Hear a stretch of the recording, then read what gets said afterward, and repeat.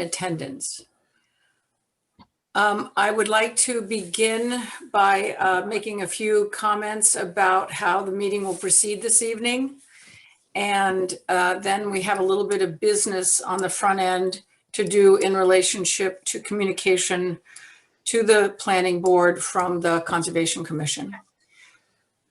And I will basically run the meeting approximately the same as it's been run previously, with the assistance of Eve Tapper, Jen Oram, Laura Lynn, and Karis North, who will be here at around 7. Now, in order for us to get through all of the material tonight, much of it which we have already covered, I ask the following of planning board members. We do have to go back through the material. I request that individuals think carefully about what they want to say. And if something that has been said already that encompasses what they'd like to say, they can say, I concur, but I would prefer that you not repeat what's already been said. If you feel inclined to repeat what's been said, I'm going to give you a minute to do that. If you continue after that minute, then I'm going to give you approximately 60 seconds in which those 60 seconds you will be muted. The reason is so that we can get through the meeting quickly and expeditiously. And so I ask your help at all costs so that we can have a great time and we can finish the job. So thank you for that. Amy, I concur entirely. Thank you. So let me begin by asking a question to the applicant who is present here for the applicant.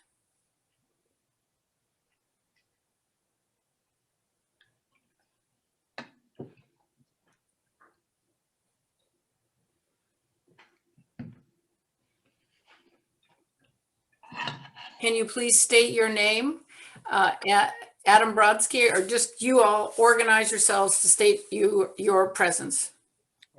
Thank you, Madam Chair. Good evening. My name is Adam Brodsky. I'm an environmental land use lawyer with Rowan, Tacho, and Morgan representing the applicant. On behalf of the applicant, we have Ted Lubitz and George McGoldrick. And I know that John Cavanaro is also present. I don't see him promoted from the waiting room yet. All right, that will take place. Thank you very much. I want to address the applicant and ask, is there any new information that the applicant or the applicant's partners would like to submit in this discussion tonight prior to its beginning? Madam Chair, it's George McGoldrick. Adam, go ahead, please. Oh, no, there's no additional information, although we did provide some additional comments on the draft decision. Thank you. I'm sure we'll get to those.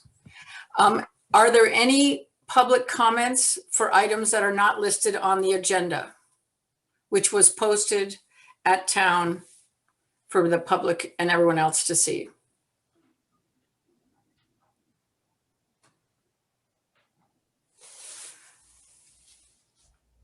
I will take that as a no. So we will now reopen the public hearing for 124/87 Elm Street, HVBOD, the Harbor Village Business Overlay District Special Permit and Site Plan Review.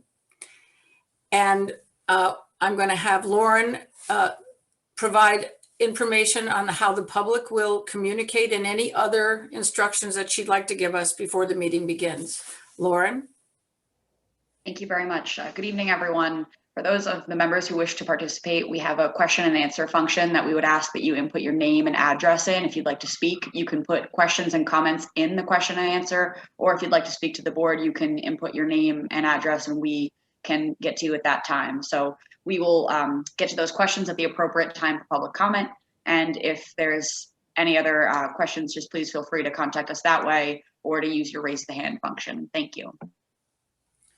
All right, so thank you very much, Lauren.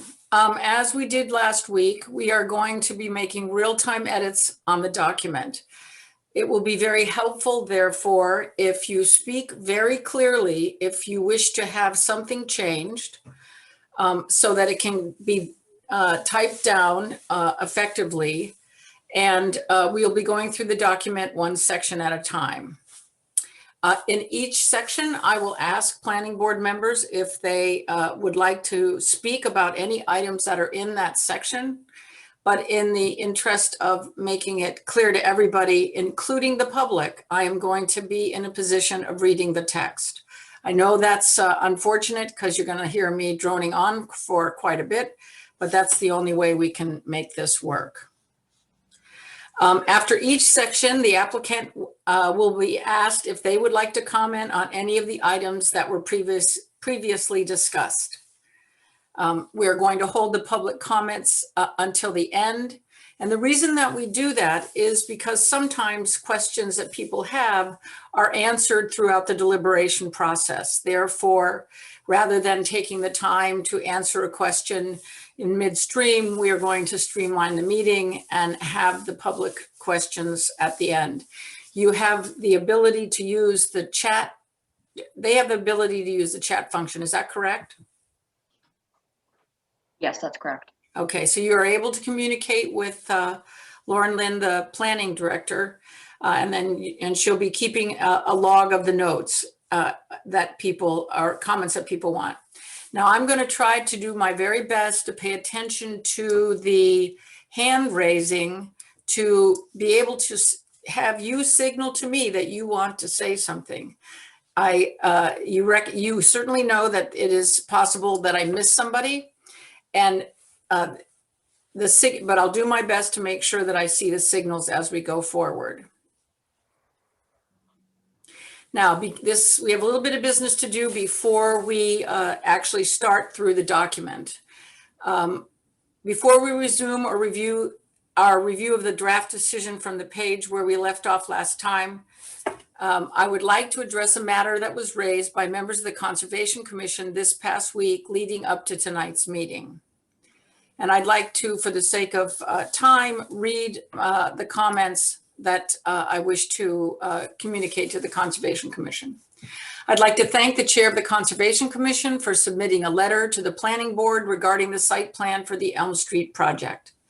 The first is to say that this is the largest single undertaking in the town in more than 2 decades. Our utmost concern is to ensure that this project works for everyone involved.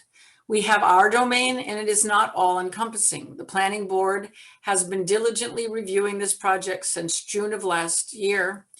In that time, the Planning Board and the applicant have consistently acknowledged that Planning Board approval is only the first step for this project. There will be several reviews undertaken by other town boards, including the Conservation Commission, and by state agencies before the project can begin to be constructed. However, let me stress that the Planning Board is the first step in the process in this project's case, because it is within our purview to look at the site plan in its entirety and to determine if it generally meets the goals outlined in the Harbor Village Overlay District, of which we will speak later. The board's comments and discussions over the past 7 months have been about ensuring that the new development will be vibrant, mixed use, a destination for all Cohasset residents, and not just for a lucky few who will be living in this unique location. Toward that end, we have voiced our preference for a large view corridor from the end of Elm Street to the harbor to draw visitors to the harbor.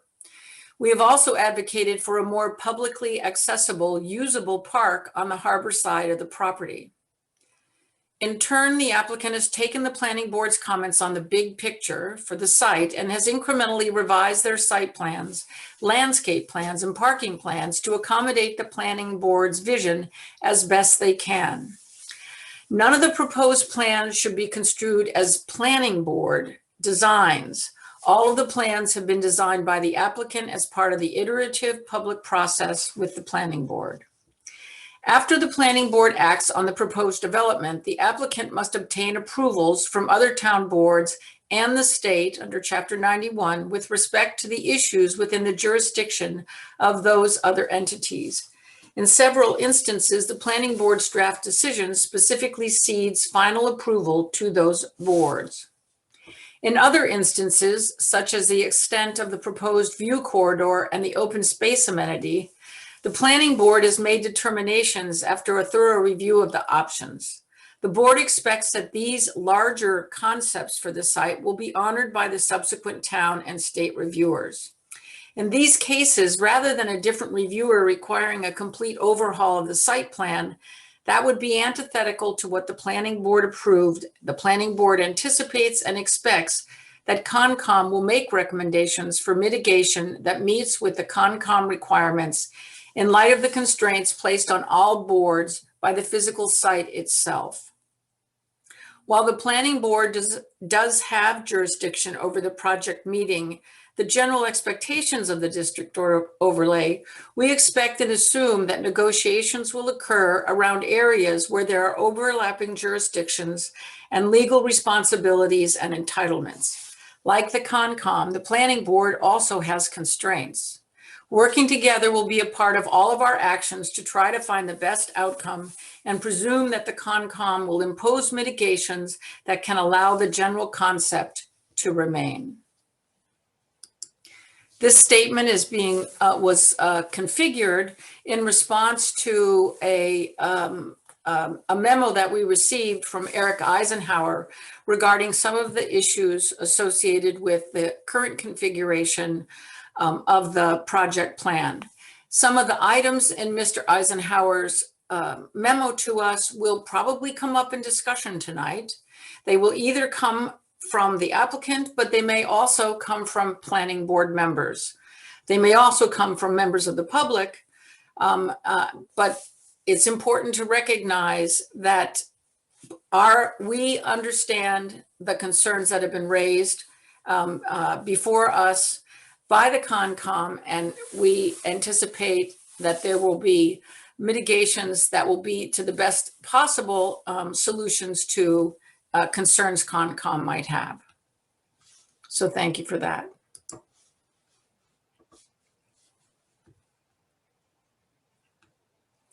So I'm going to switch now, and we're going to start the actual hearing process. But before,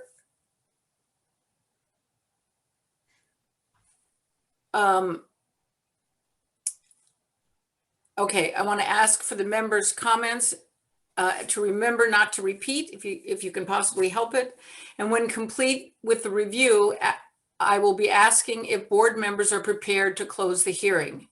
If so, I will then ask to entertain a motion to close the public hearing, and a roll call vote will be needed. If the hearing is closed, board will now enter the deliberation phase, determine whether the board would like to vote on the decision as amended tonight. 2 more options for votes will follow. So these are the instructions of what will happen as we go forward. We can make a motion to approve the decision as amended, yes to approve, but final issuance subject to final review by staff and council for consistency, numbering, paginations, etc. Format changes only, or a motion to allow the chair to sign the decision on behalf of the full board. That latter point is done for your convenience. Otherwise, everyone has to actually go into town and sign it. So I'm asking you to consider having me be your representative for the final signage of the document should we reach that point. You don't have to make a decision now, I'm just raising that. Once the 12487 Elm agenda item is concluded, we'll move on to other administrative items, minutes, members' comments, staff's updates, next meeting dates, and Lauren will review the forthcoming meeting minutes as we go forward. So I would like to reopen the hearing now for the Harbor Village Business Overlay District Special Permit and Site Approval for the project CHI Elm Street Realty, LLC Mixed Use Development 87 and 124 Elm Street, Cohasset, Massachusetts, 02025. Can I get a motion to reopen the hearing?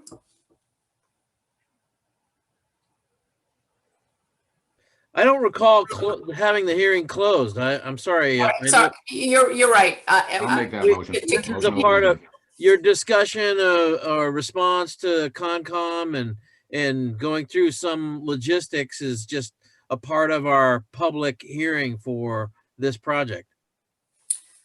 Right. So we will continue the hearing.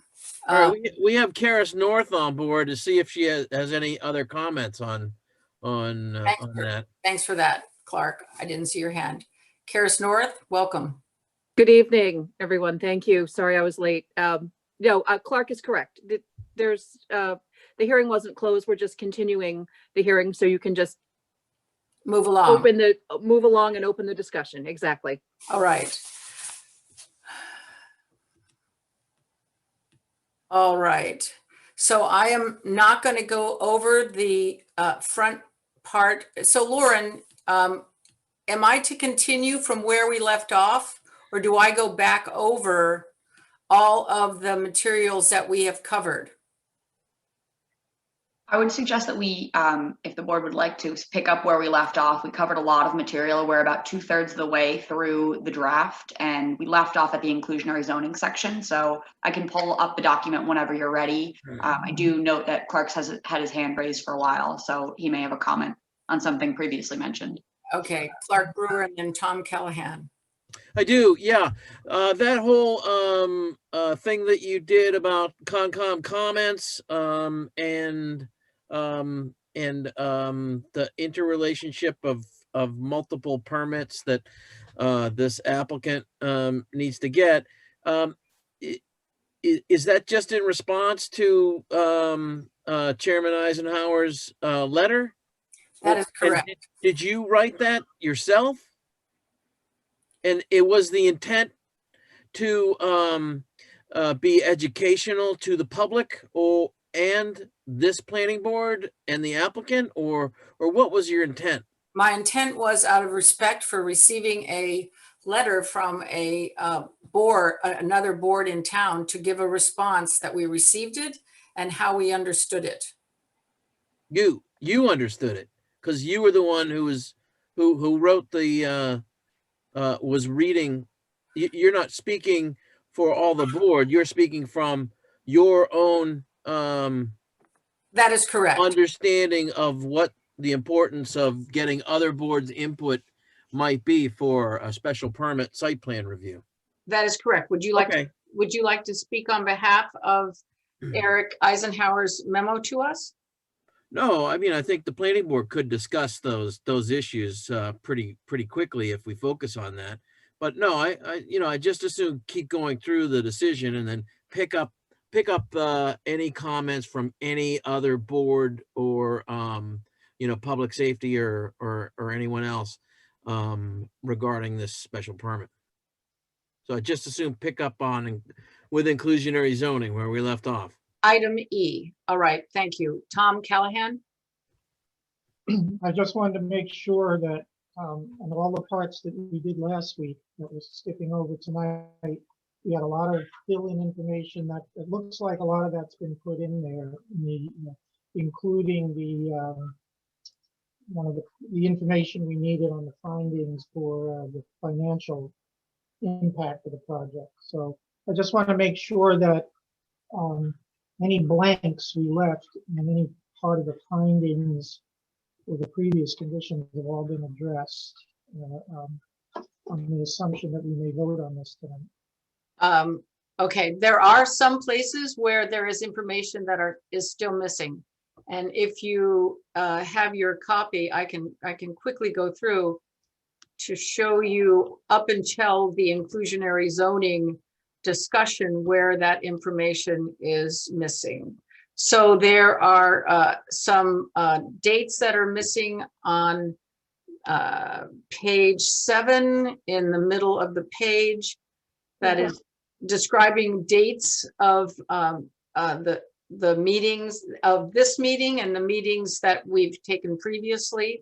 So that's the only, Amy, I'm not worried about that. I just want to make sure that they all get dealt with, so in case we are voting, that's all. We Okay. don't have to go over each one, so.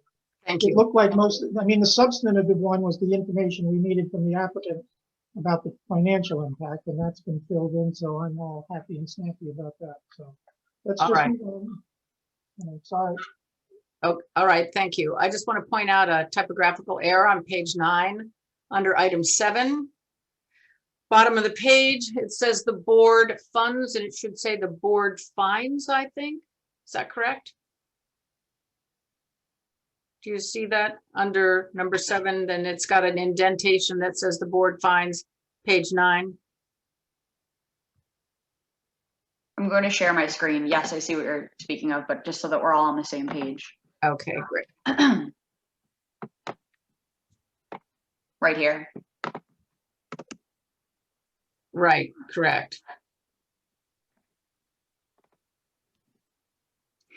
Would you like me to resume back where we had left off at inclusionary zoning? That's correct. So that's item. Can I ask who that was? Just so you know that we couldn't understand what you were saying.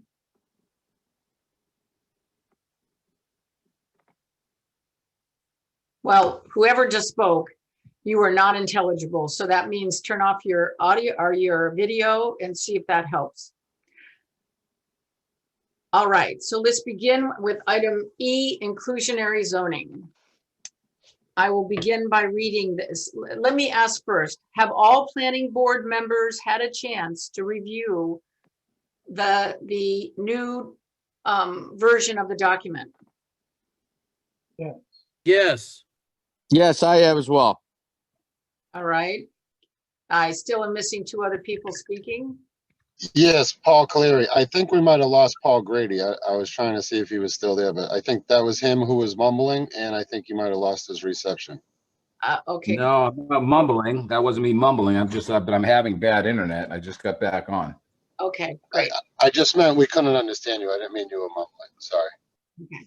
I'm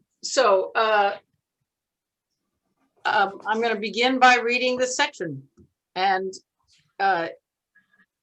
let me just ask: Lauren, is that an appropriate thing for me to do?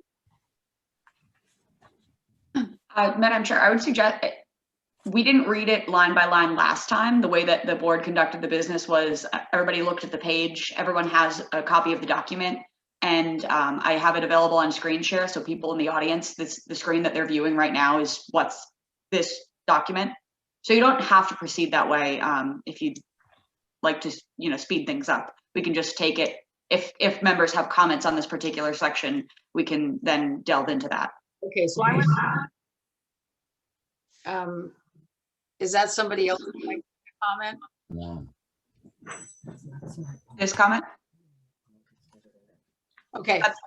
That was just saying we left off there. Okay, I'm going to leave this up for a couple of minutes, just in case anybody wants to look at it.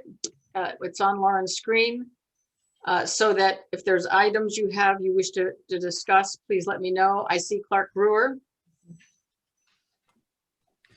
Yeah, in terms of wordsmithing, in the number 2, in the second line, I think we added something here, and I think we should say between 30 days after the issuance of this permit and the issuance of a building permit. Between those two, the issuance of I think it is a little bit clearer. That's the only comment I have on that section. Tom Callahan. I still want to, I wasn't the original author of this condition number 2, and I don't know how it got in here, but that first phrase that Clark was talking about, I'm trying to understand what the board is expecting to happen between 30 days and, let's say, tonight, and the building permit. What are they expecting? I think it's unrealistic to think they're going to have an offsite project ready to go, but I don't have a problem with them updating us every 120 days. And the hard deadline is issuance of occupancy permits, which I understand, by the way, Paul Grady wants to amend, and I agree with him. But I still don't understand, A, how this got in here, and B, what's the intent of it? I don't want to create unrealistic deadlines and objectives for the applicant to meet. Well, I mean, if prior to issuance of a building permit, they have to have their plan together. Well, all right, so, I mean, it was originally written that the deadline here is the occupancy permit. Do we want to change that deadline to the building permit? I'm sorry, I know there was a comment on Paul Grady's one of Paul Grady's comments at our last meeting, that the issuance of a C of O, that the affordable units have to be completed and I think online prior to a C of O. But in terms of their selecting the offsite option and what they want to do, I think that getting that figured out, they said that within 30 days is ridiculous. Yeah, it is. And Please do not. that's why we changed it to in between 30 days and issuance of a building permit. So they don't get to start construction unless they've got an affordable housing plan. All right. I think that's reasonable. I mean, I'm not saying it isn't. I just want to understand it because it just made no sense to me. But that's all right. Madam Chair, sorry, I don't mean to jump in. Sorry. I'd like to just slow things down a slight, and I really like it if we kind of resist having editorial comments. Karis North. Thank you, Madam Chair. In listening to the board's comments in the previous conversations and discussions about making sure there was progress being made towards affordable housing, I drafted that section and put it in for your consideration so that there would be progress reports and there would be an opportunity for the board, for the applicant to elect what they were going to do and notify the board. Because the way it was drafted before is the only time that they really had to come back was at the certificate of occupancy. Yeah. And understanding that you all wanted more dialogue back and forth and wanted to be more informed, that's why I created this particular condition. Thank you for that clarification. Tom Callahan, and then I'd like to say something. No. Okay, taking your hand. I just, Eve Tapper. Thank you, Madam Chair. The one part of that paragraph that I don't understand is that the applicant has to inform the board that they have elected to take the offsite option. I think that's what they have proposed. It's really incumbent upon the board to decide whether that's okay. The board has the jurisdiction to decide if you're comfortable with the offsite option. They've already said that they want it. I'm not sure what them electing the offsite option is. The rest of it makes sense, but I'm not sure. I mean, unless I'm missing something and they are considering doing it on site, I think they've already elected the offsite option, assuming that the board approves it. Okay. That's my issue with the beginning part of that. The rest of it, as Kara said, she wrote it for the purpose of being able to continue to be updated. All right, thank you. Karis North and then Tom Callahan. Yeah, the notification of the election was in case the offsite option doesn't work. I know that that is the applicant's preference and that they've explained that preference, but who knows what's going to happen in the next year and a half. So I wanted there to be, a box checked where they said, yes, this is what we're going to do, or this is what we're not going to do. Thank you for that. Tom Callahan. And I just wanted to say to Eve that the operative section here is condition number 1, that they will be built in the project. That is the first choice. That is the first preference of the board. But we are providing in 2, 3, and whatever the conditions afterward that there is an option to consider offsite. So let's not forget where our priority lies. But All right, thank you for that. I concur with Karis North's actions on number 2, and that's how I understand it to be, is if something happens and things change, then we have to have a process by which we understand what's taking place.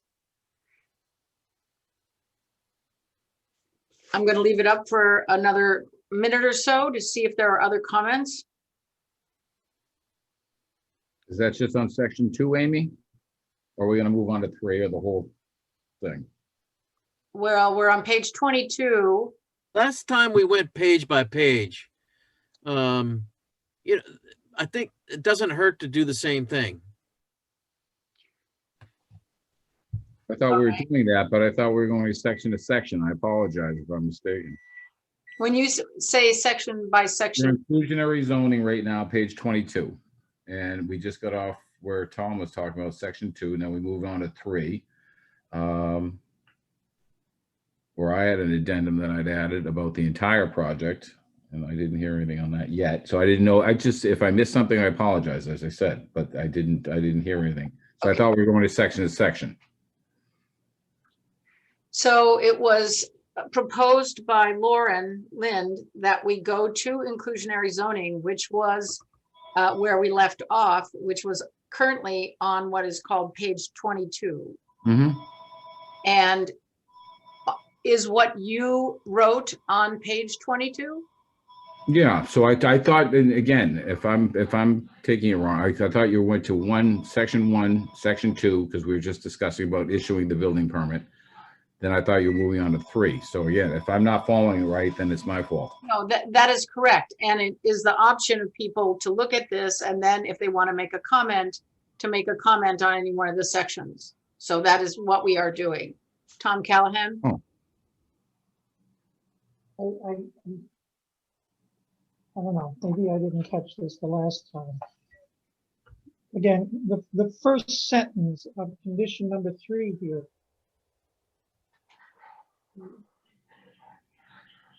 I'm not sure what the hell that's supposed to be. Again, I didn't write it.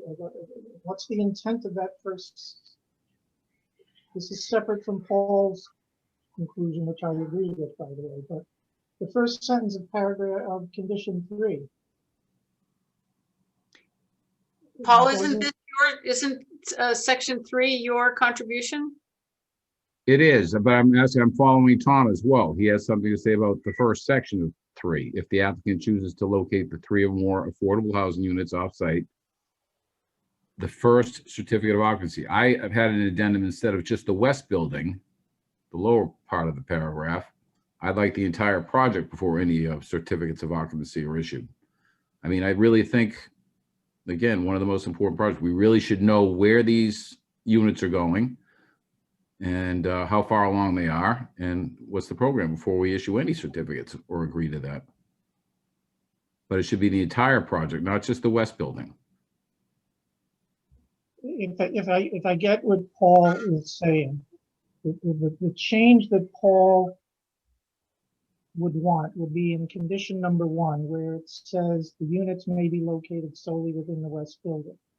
You basically take that sentence out and say the units would be located in the project. That's part of it, Tom, but what I was getting at, it's if you read the bottom, no occupancy permits will be issued by the building inspector for the west building until evidence of definitiveness is determined by the board. It needs to be changed in both number 1 and number 3. So the entire project, both buildings, before any certificates of occupancy are issued. And I agree with that. And I mean, I'd like to know I'd like to know where the affordable housing units are going to go. All right. And paragraph 2, and condition number 2 was added to give us the notice and update process. That's why, in light of condition number 2, I do not understand the first sentence of condition 3, nor the last sentence of condition 3, as it is now shown on this document. So I wish I could do this. So, Lauren, up at the top in condition number 1, yes, you crossed out that line. That's fine. In condition number 3, where it says no occupancy permits will be issued by the building inspector for any building, not just the West building. Okay, that's fine. Now, the first sentence of condition number 3, if applicant chooses to locate the 3 more affordable units off-site, the first certificate of occupancy issuance for the first Harborside will be contingent of, who put that in? I mean, I don't think that first sentence works anymore with respect, since condition number 2 exists. Tom, that came in from after our last meeting. I think that was something that Lauren Lynn added based on Paul Grady's comment. Because if you look at what we reviewed at our last meeting, it's like 3 sentences long. So this one was added to quite a bit. And there may be some wordsmithing. I think you're focused on the wordsmithing. I think you're right. There's definitely some wordsmithing for this condition 3. So let me sit here and play with it, because the intent of what I understood Paul wants to do is done by the change to condition 1 and the change further down in condition 3. But I don't know why the first Harborside residential dwelling unit would be a particular trigger of anything at this point in the way 1, 2, and 3 are reading together. But I don't want to hold us up on wordsmithing out loud here. Maybe I can just take a crack at it and keep it over. Well, we would like to try to get this in the shape that we could actually Okay. work with it completely. So Okay, well then, let's weed this right now. all right, then fine. And condition, for reading condition 2, now we move on to 3. If the applicant chooses to locate the 3 or more affordable housing units off-site, strike that next phrase. Strike the rest of the sentence. And then it will say such evidence will include but not limited to blah, blah, blah, blah, blah. I mean, that's what we're looking for. We're looking for information. And then so the word such will no longer be capitalized. It will be a continuation of the first sentence. And the rest of it is fine. And then the parts where we just changed before, no occupancy permits will be issued for any building until evidence of such definitiveness is determined by the board. There's the hard deadline, and there's our authority to say no or make the final decision on where these units are going to be. We're tying it to the whole project, not just to the Harborside, not just to the West building now with these changes. So, just doing this quickly off the top of my head, I think that change is creating a logical consistency between conditions 1, 2, and 3. All right, let me ask Lauren, is it clear to you what the change is that people are asking? Let me ask Karis North first to weigh in. Yes, I think it's clear. I would just add one thing. I would just say such evidence of progress, because that's what's referred to in condition 2.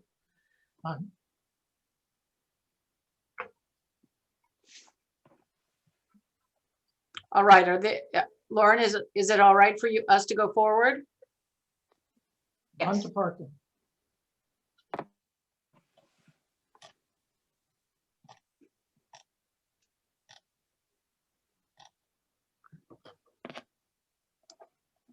Do we look at 4, Amy?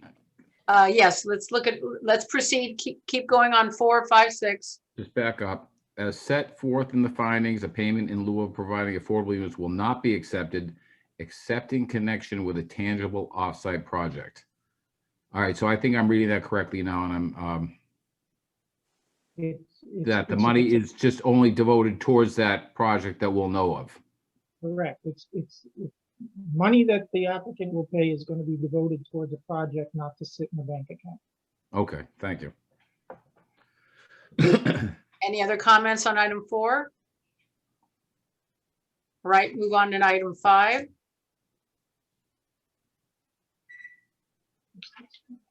We put in perpetuity everywhere it's supposed to go, correct? It is in there, yes, in the second sentence. You know, I was reading that, I'm just saying, I just want to make sure it's in every sentence that it's supposed to be. I think it's fine.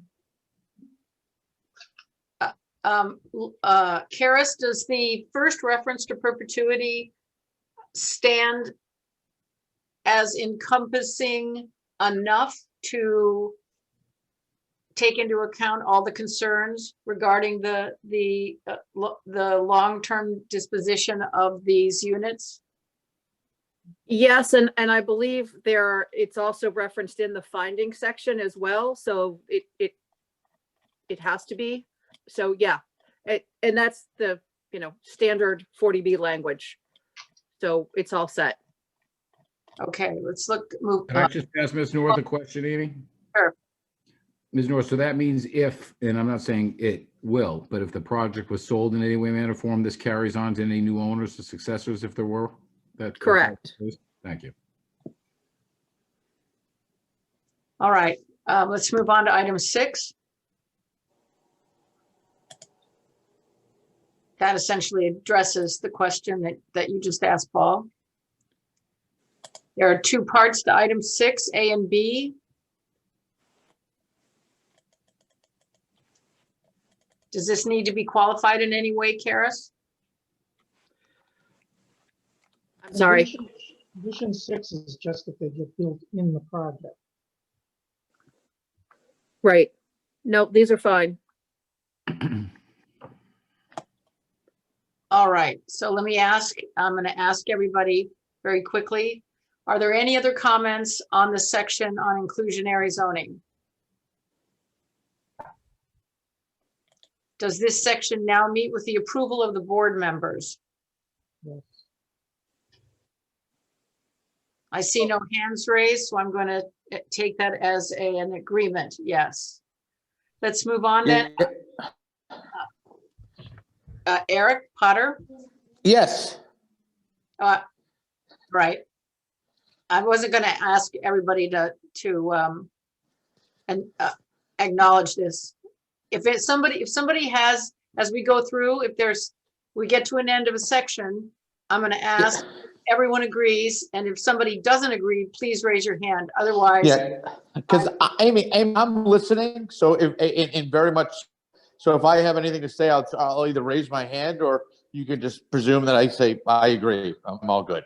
okay, that's how I'd like everybody to react. Okay, let's move on. Thank you. Let's move on to item 5, parking, sidewalks, traffic, and circulation. This is the first time that we've seen this in its revised form. If everybody would like to just take a few minutes to look it over.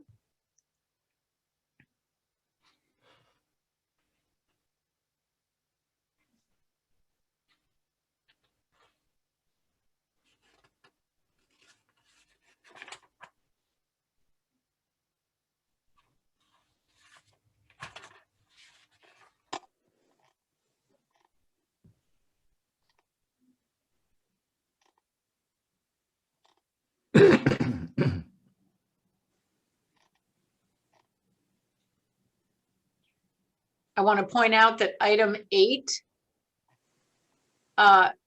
has additional information in it, so please pay attention to that.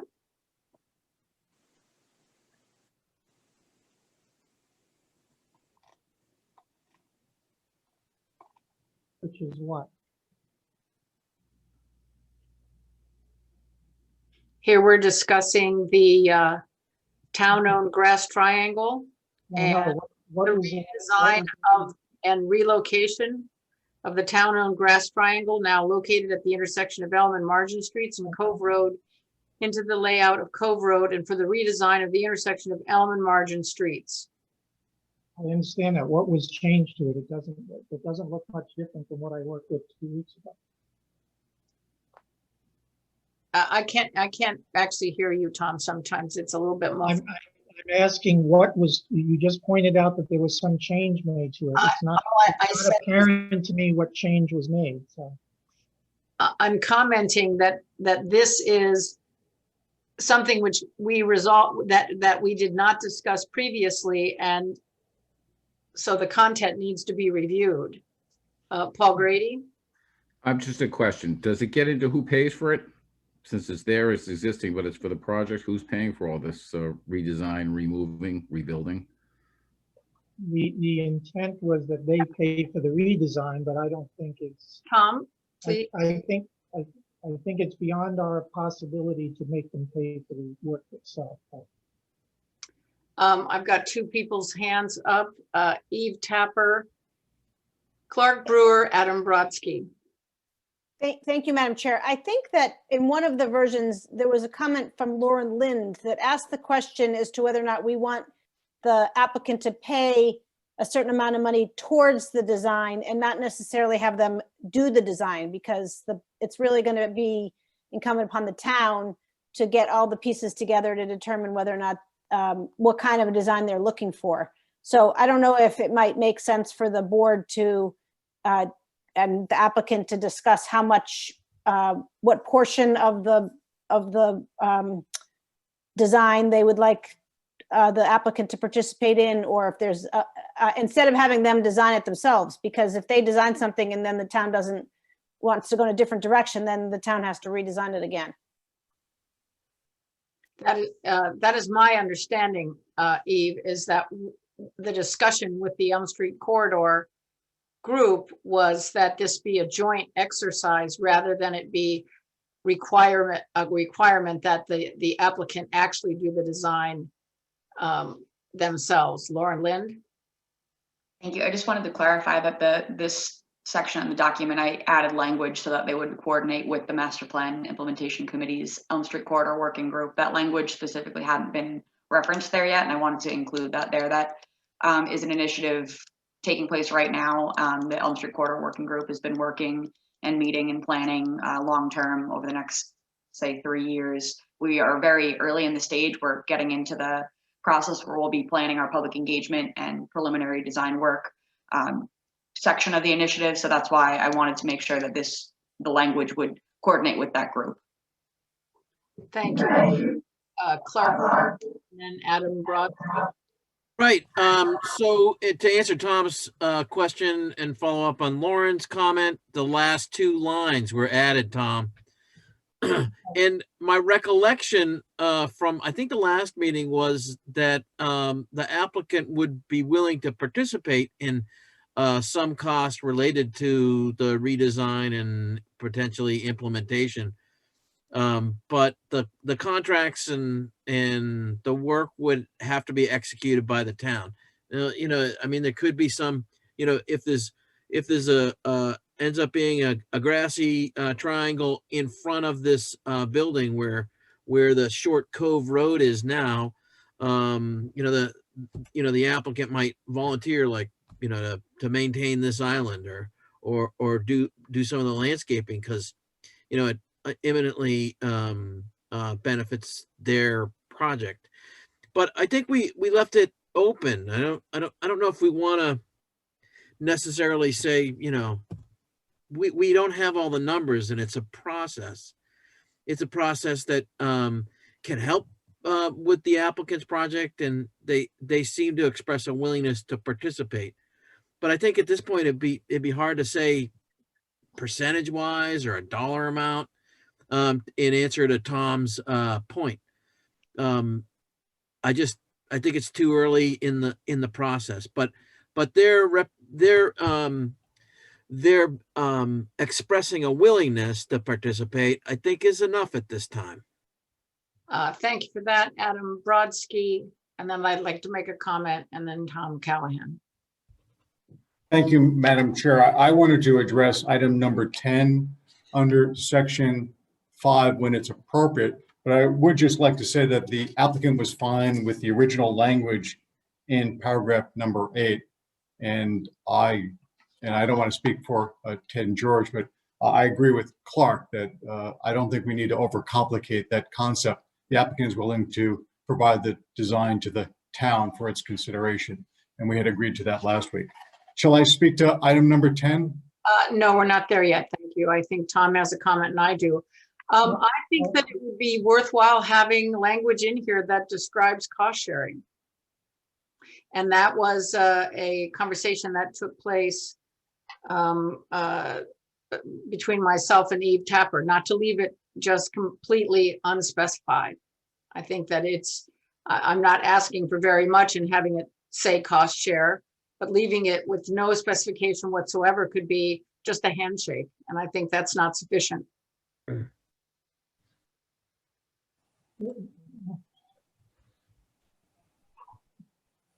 Tom Callahan? Well, my hand was up to also comment on condition 10, but since we're still on this topic, I don't know. This is requiring them to participate in the design process, not the construction process. That is correct. So Okay, that's, so what else does it need to say? well, participating can be supportive of, or it can indicate that there is a willingness to provide financial contribution for the project. I'm trying to make it as flexible as possible, but make it specific to the point of cost sharing. Again, I think it's there, but Clark Brewer? Okay, well, I mean, it says specifically, shall prepare and present to the town a design plan that the applicant shall prepare. And frankly, we have another process that's underway, and that includes a working group and design input from that working group, and hiring a consultant for public outreach, and ultimately probably hiring an engineer. So I don't think we're actually asking for the applicant to do all that, because it's you know, to get the buy-in from the community, you've got to do outreach, you've got to have meetings, you've got to have something for people to react to, and there's a lot of moving parts relative to it. So I think this is a mistake, asking the applicant to prepare and present a design plan for the relocation of, when the town has an engineer involved and everything else, and the process, as I've indicated, is sort of moving, albeit slowly. But I really think what we want to make sure of is that there's a participation, and they've agreed to participate. But in terms of a percentage or what phases, that is why I'm using the language that doesn't have any sort of constraints on it. I think the edit you're proposing makes sense, in the sense that I don't think the intent was ever that they would be responsible for the design, but it is to be a cost shared experience without a specification. Right. So I think, the applicant either gets taken out, or shall prepare and present, and all that gets taken out, and that there's some kind of a mutually agreed to participation. Eve So Tapper. wordsmith time. I'm going to check out. I can wordsmith it in a second if I can get the text on my computer. Eve Tapper.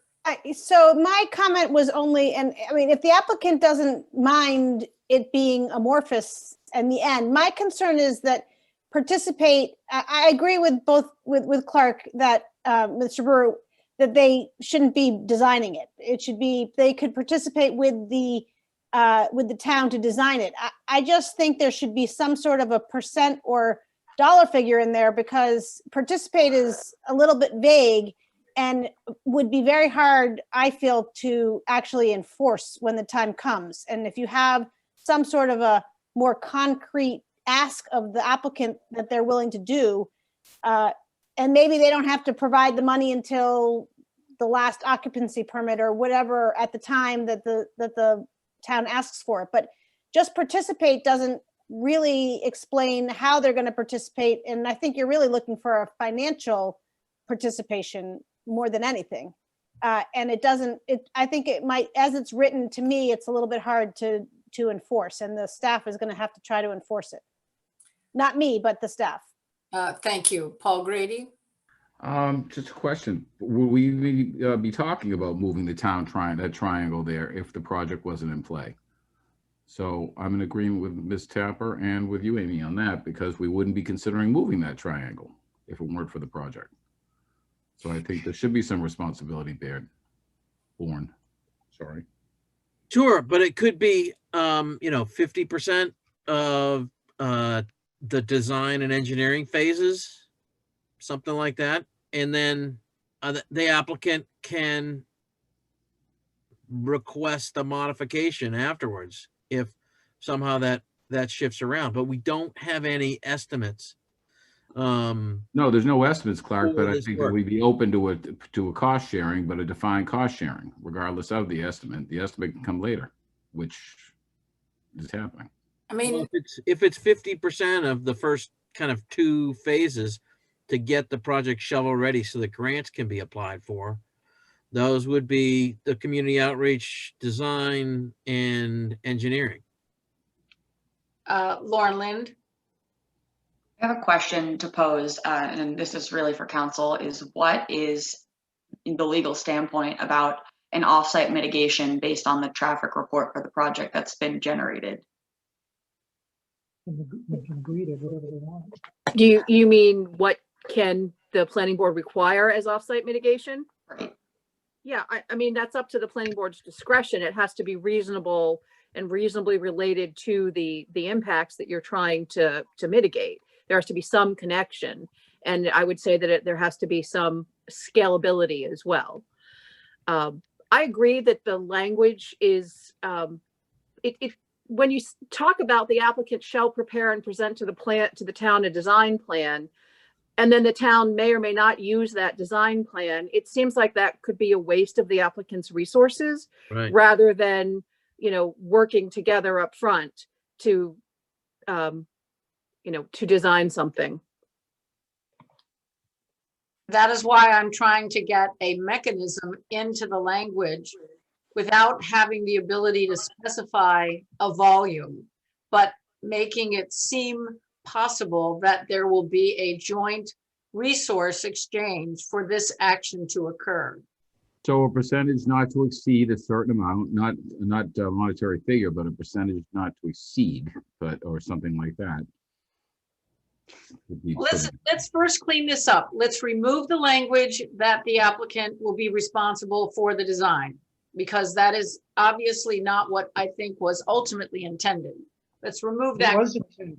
I wrote it. Let me tell you, that was the intent, to save the town a buck, because I came up with a sketch for a redesign without ever talking to Jason Federico, and it ends up being almost identical to what he did. There's only so many things that can be done there.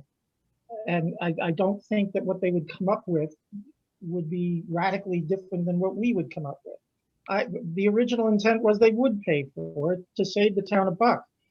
But, it begs the question, who is going to design this? Are we going to sub this out, or is Jason going to design it in-house and it not cost us a thing? I don't know the answer to that, but I'm working on wordsmithing as we speak. Because in the discussion of the master plan with the master plan implementation chair, as well as Jason Federico, in a meeting that I had, we determined that it would not be appropriate to tie the applicant to having to do the design because of exactly what Kara said, which is the possibility that the town would not ultimately choose that design, and instead to work with asking for participation in the process rather than specifying they do it, or being able to specify some value because we have insufficient information.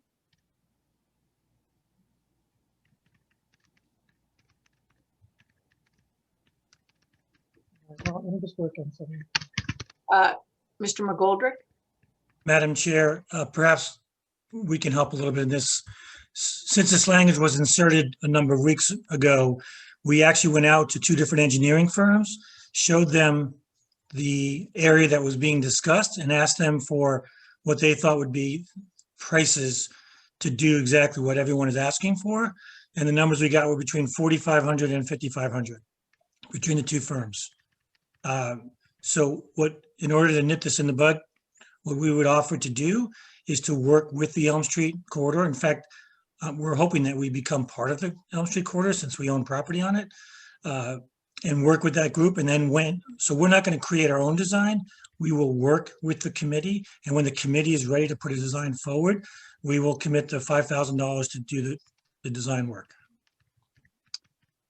Thank you for that.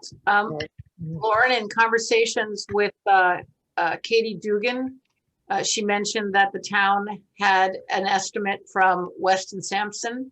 Is that correct? The number was not that number. That is correct. The estimate from Weston and Sampson, though, is for a different, we didn't get an estimate for the design of that intersection. What we got was for public engagement process, planning and public outreach, as well as a preliminary design for the corridor. It's not specifically focusing on that. So it is a bit different. Can you read what I just put in the chat? But the next logical step, I mean, the two steps prior to construction are community outreach, design, and then engineering. Can everybody read the chat as for suggested wordsmithing? There is a repetition of in cooperation and cooperation. Do you mean to say it both? No, I meant keep getting distracted now. Cooperation and coordination.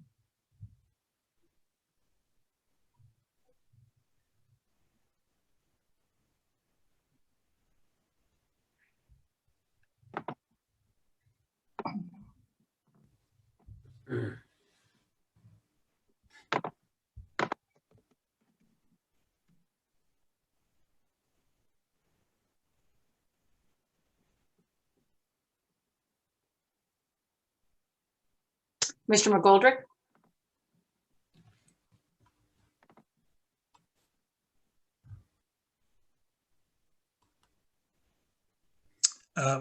We're fine with that language.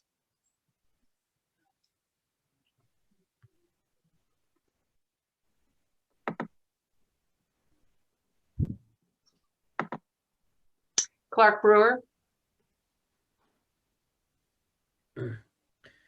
I think that the actual costs for community outreach, design, and engineering are going to be quite a bit more than the $5,000. If I remember correctly, the community outreach proposal, Lauren, wasn't it like It was $30,000 alone. Yeah. I don't see this as being a Jason Federico design. So I think, there's going to be some costs here that are upfront that aren't a part of construction. And it looks like. Clark, you've frozen.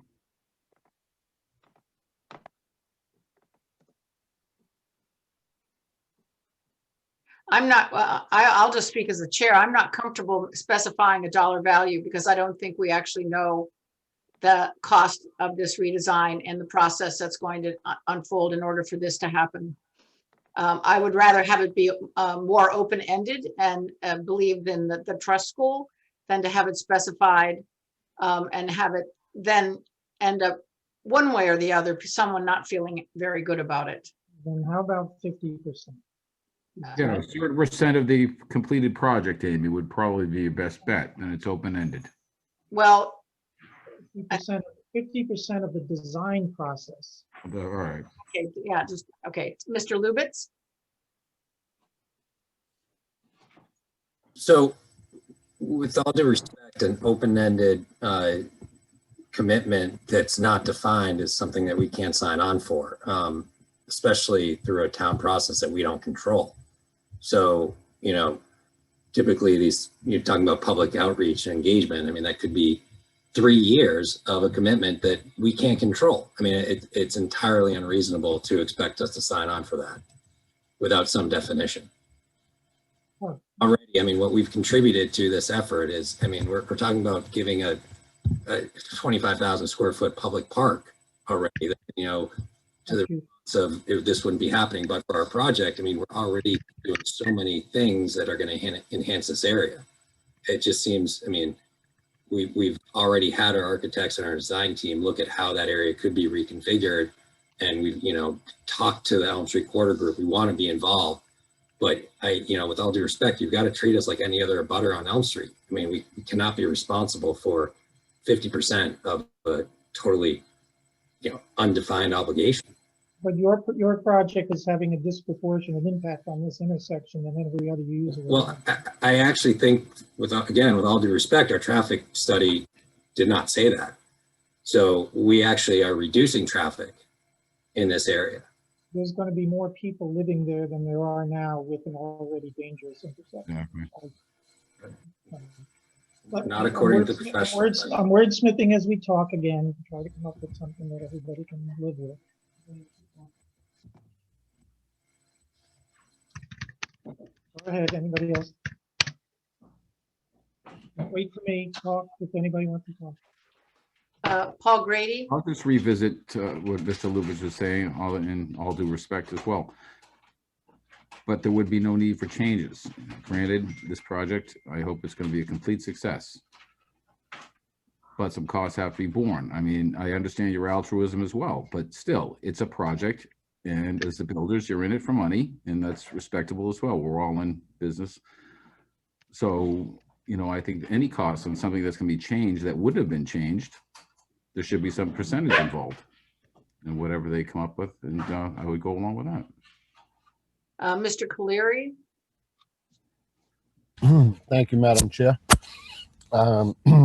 In regards to the traffic study that was done, I remember they said that this project actually wasn't going to increase the traffic or change the flow or make it more.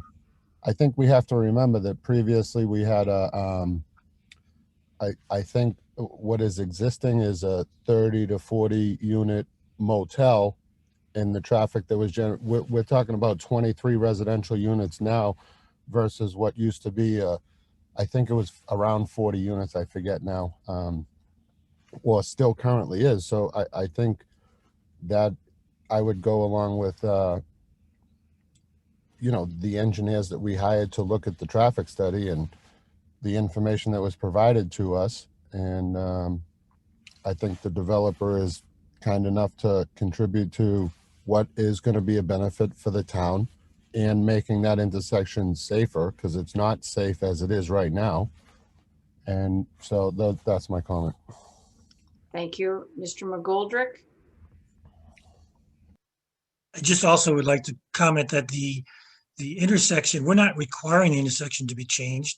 Weston Sampson and our consultants did not require it to be changed. It's something that actually was discussed over a year or 2 years ago at the very preliminary meetings with the planning board and with community outreach. It's a very dangerous intersection as it stands today. I've lived there 30 years, but right there for 7 years, it's being changed. Our project is not causing it to be changed. We're going to help change it to make it better. But if our project doesn't go forward, it still should be changed. It still should be fixed. It's coming down Elm Street and bearing right in front of 87 Elm Street and towards the Legion is very dangerous because cars are going at 30, 40 miles an hour on that turn. So our project isn't causing the change. It's helping to resolve it and to correct it. As I said earlier, we've gotten 2 different quotes from engineering firms about a redesign for that number. So I'm not sure where the disconnect is in terms of, we're talking about design. We're not talking about community outreach for 3 years or construction. We're talking about specifically design.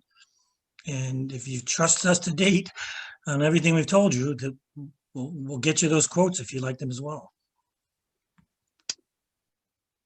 Did everybody look? I put something out in the chat again. In light of what George just said, I'm not sure they'll agree with it. So we now have a suggestion of the applicant shall contribute 50% of the cost of the design and outreach process for this work not to exceed $15,000. And that's because Clark threw out a figure of 30. Let's settle on a number of what the cap is, but it's somewhere between what you're saying, George, and what Clark is saying. But it's not a definite yet because nobody's actually gone out to commission the work to be done yet. Mr. McGoldrick? Except you're adding now community outreach. That's not design. We've always talked about, we're always talking about engineering design work for this intersection. And as Ted mentioned earlier, community outreach can go on forever. And we don't control the disagree. consultants. Frankly, I don't disagree with you because I don't know what the hell community outreach means and why it has a big price tag on it. Well, I can specify it if you'd like. It is the public's sentiment as to the use of that area and how they will navigate it.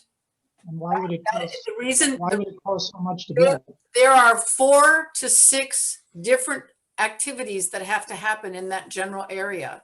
The question is to the town and to the citizens, what's your priority? Do you want a sidewalk? Do you want a bike lane?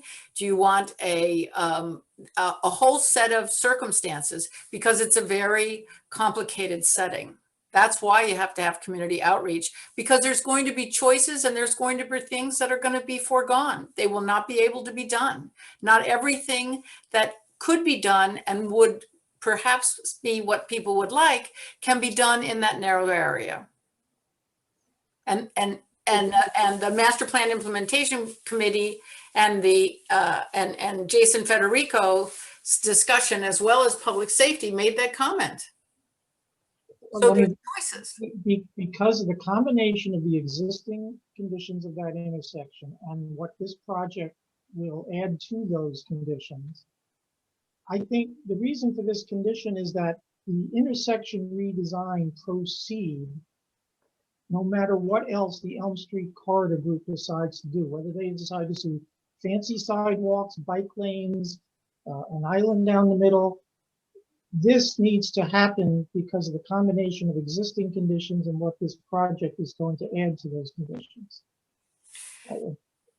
That's why it was put in there in the first place. I don't think any of this about this intersection should get caught up on what choices. All right. Thank you. Eve Tapper. Thank you, Madam Chair. I just was looking at the earlier parts, the findings of the board that were put together. On page 14, it lays out why this redesign of the intersection is critical to this project. It's not for traffic. It was more about the massing to mitigate the massing of and the height of the buildings. It wasn't about traffic. The traffic study, as some have said, I haven't reread the traffic study, but the purpose of asking the applicant to put some money into this redesign was to mitigate the massing and the setbacks from the road. So that may help or not. I think the real issue is just whether or not the applicant's willing to accept the monetary figure that's thrown out there. At this point, I think everyone's agreed that they are willing to help. It's just now a question of what is the limit of the money that they're willing to put forward. About not to exceed 10,000. And take out the word outreach. In the spirit of getting this done, that's fine. Thank you. So long as we can be part of the Elm Street Committee. Ted's gonna kick me. One question, and if Mr. Lubitz. So thank you for recognizing me. If you could add maybe something in there that the town agrees they'll use best efforts to pursue grants to fund this process, because there are complete streets programs, there are other things out there that could fund this. And so if that is possible, I think that would go a long way to this effort. I would agree with that. We don't want to add that. I mean, I think that goes without saying, because probably the only way the town will pay for anything they do on Elm Street, but let me just see where. Well, what I'd like to do is, if that is a condition that the applicant would prefer, my request would be that we move on and somebody works on language that incorporates this suggestion. Karis North. Yeah, that's not really an appropriate condition because it's a condition to that something that the town has to fulfill, not that the applicant has to fulfill. So I get the policy statement. If you want to make it as a policy statement, fine, but you know, this is a permit to the applicant with what the applicant has to complete. Mr. McGoldrick? I'm going to overrule my partner and say we don't need that. It's obvious, and you know, we're capped at our dollar amount, which our financial partners are going to want to have. The bank's going to want to know anyway. I don't think we need that other language. We can move on. All right, thank you. Let me ask planning board members, does anybody have any disagreements with where we're at? We're going to be moving on, and the applicant has generously agreed to provide up to $10,000 for this particular activity. I would just ask Lauren to show us the edit when she has it finished. We'll just interrupt wherever we are just to show it to us one last time. Thank you. I was going to ask if I could do that.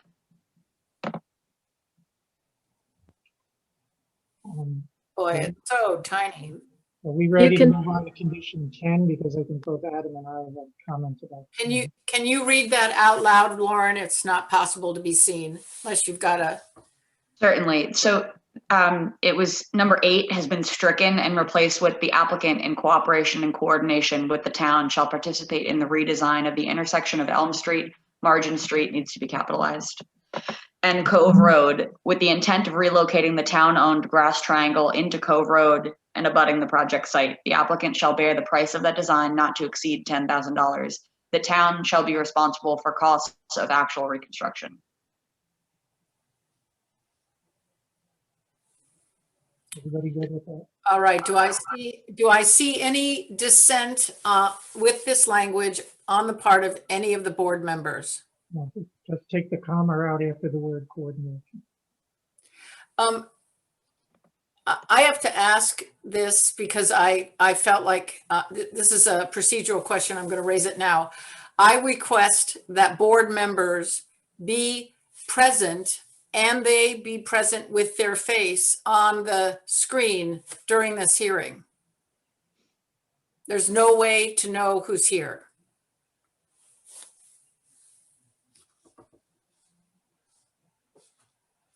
Thank you. All right, let's move on. Item number, Amy, yes? I am present and I'm certainly listening, but I will not be having the video live the whole time. But I have heard every single word that's been said throughout the entire meeting. I just will not have the live video present the whole time. Madam Chair, Yes. I had my hand raised, sorry. Yes, Thank Mr. you. O'Leary. So this parcel of land, as it gets moved closer to the project, it's going to remain town's property, correct? Yes, we're not intending to change property line. That's a very complicated process to undertake. The intent is to avoid that. Okay. I just wanted to make sure that was clear.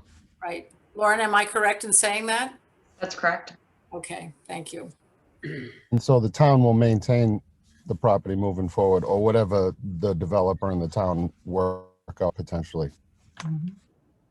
That's the assumption, although it's not stated anywhere. Thank you.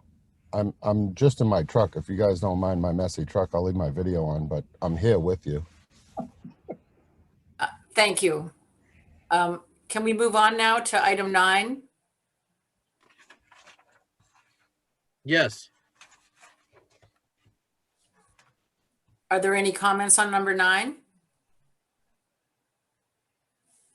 I see no comments. Let's move on. Item 10. Mr. Brodsky? Thank you, Madam Chair. We had actually touched upon this at the last public hearing. We physically don't own the property between our property and the town dock. And so we have no ability to deliver that condition. I thought there was agreement that we would delete it.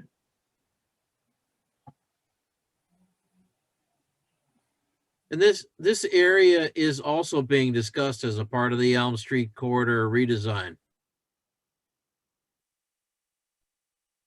Because we're essentially, if we don't resolve this item, then we're going to be creating an activity on the site where people are going to be attempting to rent canoes or kayaks or whatever piece of equipment they're going to be using, and they're going to try to get down to the town dock to launch. So we're creating a hazard if we don't solve this.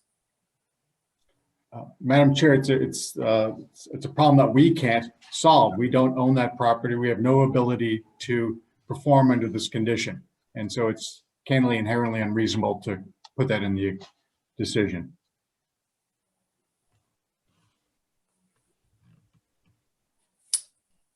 Mr. Callahan? My first comment about section 10 was going to be to say it's a walkway from the home street to the town dock. I don't know. Are they not, I didn't think they were proposing a sidewalk along from the home street, but if they are, that's fine. But this seems similar to the redesign of the intersection then, where yes, Adam, you might not be able to physically go on somebody else's property to do the work, but you could certainly contribute to the cost of it.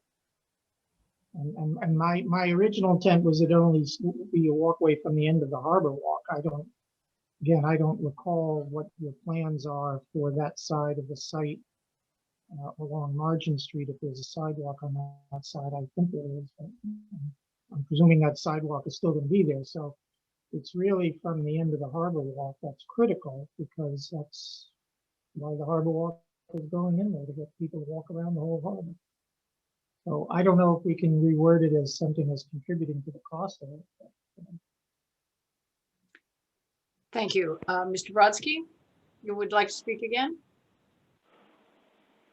That would be a business issue for Ted and George, but they've already agreed to provide essentially cost for mitigation. I think another ask at this time is not appropriate. Well, we have a problem here. This is a hazard that, I mean, what are we going to do? Mr. Cavanaro? So one suggestion, and Mr. Brodsky is correct, we can't obviously build something on someone else's property, but and there's actually parking that exists from the town dock back towards this property, but it's been articulated in the decision, and I'm sure it'll be part of the Elm Street corridor look as well, as the number of crosswalks that are proposed. So we'll have a sidewalk, a new sidewalk along Margin Street, and of course the harbor walk will intersect. It's probably feasible to have a crosswalk over to Stockbridge Street, across Stockbridge Street, and then back to the town dock, because you'll want a crosswalk from the sidewalk that runs around sort of the Stockbridge Street neighborhood. And I think having crosswalks across Margin Street, both from the sidewalk on each side of Stockbridge Street, so you'll essentially walk around. It won't be a direct route, but that'll be something that's I would think a reasonable pedestrian path, and then you're not disrupting the parking, which is also a premium along the harbor and the dock. Just Thank you. a suggestion. Clark Brewer? Yeah. So this area has been talked about as a part of the Elm Street corridor redesign. Basically up to the town dock. So I think you make a good point, but it is a public public off locus area that's in play. It's in redesign along with the whole length of Elm Street. So I don't think we could have it as a condition. I mean, we could require it as a condition. It's just that it's a part of this other project, really. Can I ask who owns the property? most of it is town. It's part of the public way of Margin Street. That's what I thought. Like from the seawall. Yeah. So conceivably, if the town were to allow that to be used as, rather than parking, as a public conveyance location from the new development to the town dock, it's up to the town. Is that correct? I would say so, yeah. So then And- the question is, would the applicant be willing to participate in a project, should it come to fruition, that would link the harbor walk to the town dock?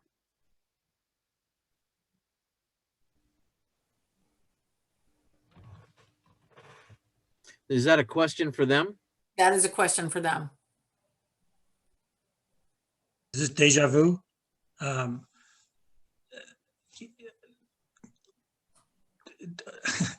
sorry, sure, yes. Part of the money we're funding, which we think is twice as much as a need for the design, could be used for this as well. So he's saying not in addition to, but, up to a maximum. Right, but some of the commercial activity that we've been talking about for 7 months is really tied to being able to access water. We've used descriptions like kayaks and canoes, etc., from the very beginning.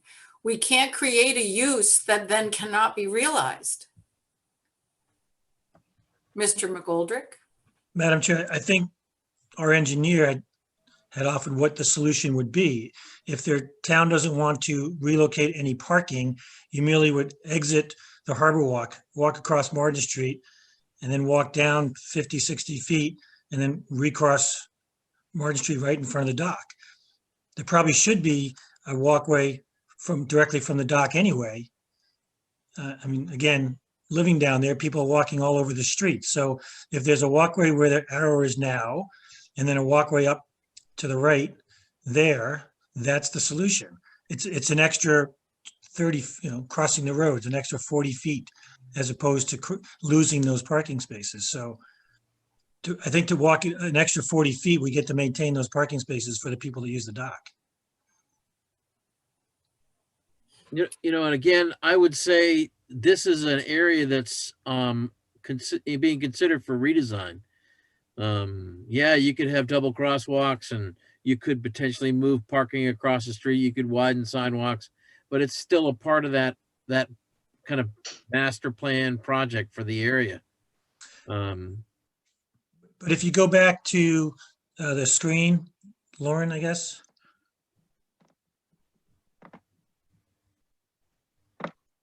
The connection for everyone coming from Margin Street, walking along Margin Street, is on what is now the north sidewalk. So that's already the connection point. And then you're going to want to have that crosswalk from the corner of Stockbridge and Margin over to the harbor walk. So that's going to be there anyway. So all we're talking about is adding the crosswalk in front of the dock. There's no sidewalk past to the right of where the cursor was, right there. No, go to where the dock. Okay. Yeah, there's no sidewalk from there to Mr. Butler's, Peter Roy's old property. There's no sidewalk there. So everyone accessing the harbor walk and the dock come from the other side now anyway. Mr. Callahan? I just following up on that and following up on what John Cavanero said. Condition number 5 under parking required.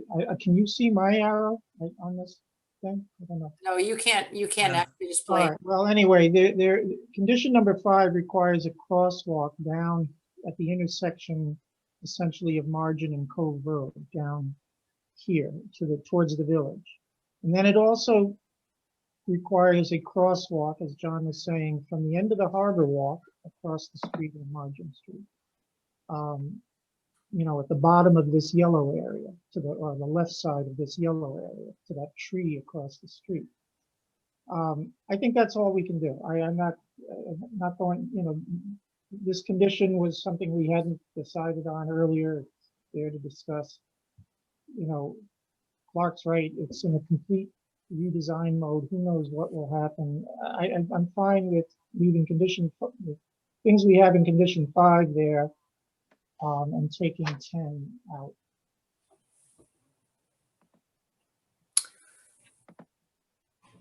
Mr. Brodsky.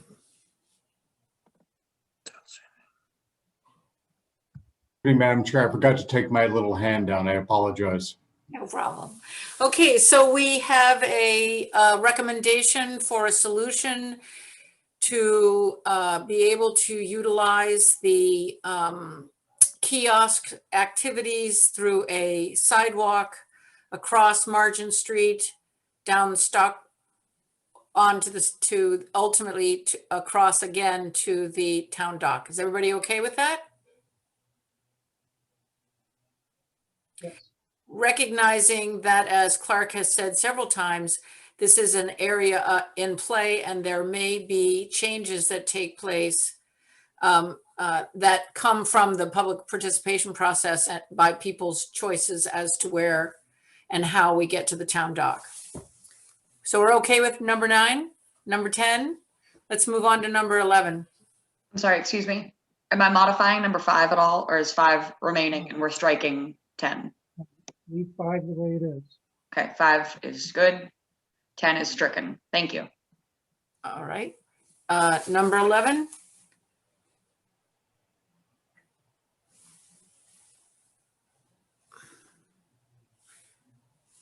If no one has any comments, I believe this was approved last time we saw this. Item number 12.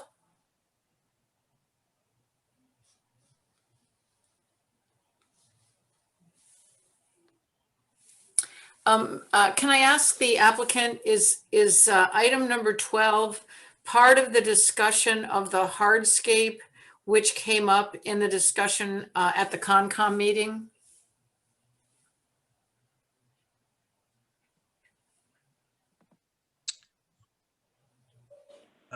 Mr. McGoldrick? Ted, you correct me if I'm wrong, but I don't believe the crosswalks were part of Sorry, George, it's the old number 12. it. Oh, sorry. It got renumbered, so I think, it's the all walkways shall be made of the same material unless engineering requirements prohibit its hardening. Is that the one that? That's correct. And Clark, is there any conditioning on that in terms of permeability or actual style of material?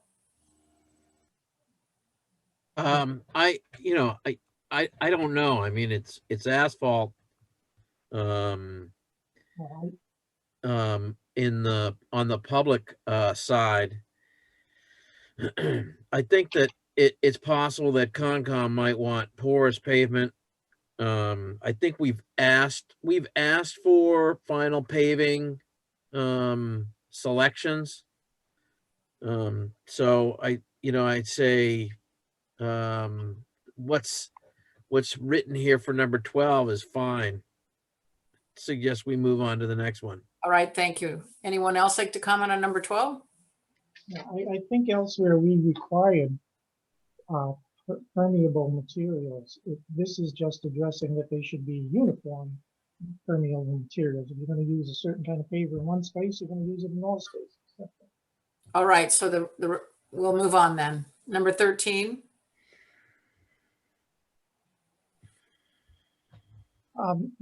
This came in as a suggestion later. I'm not sure who brought it up, but it was the idea of possibly raising the intersections.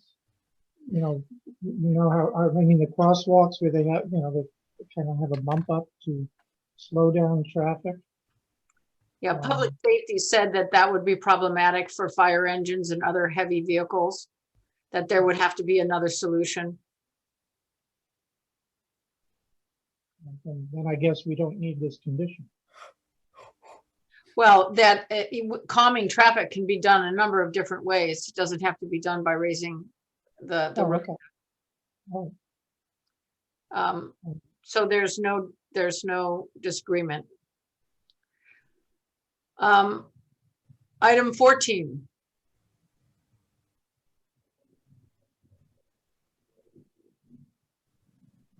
No comment. All right, I don't see anyone commenting. Let's move on. Item 15.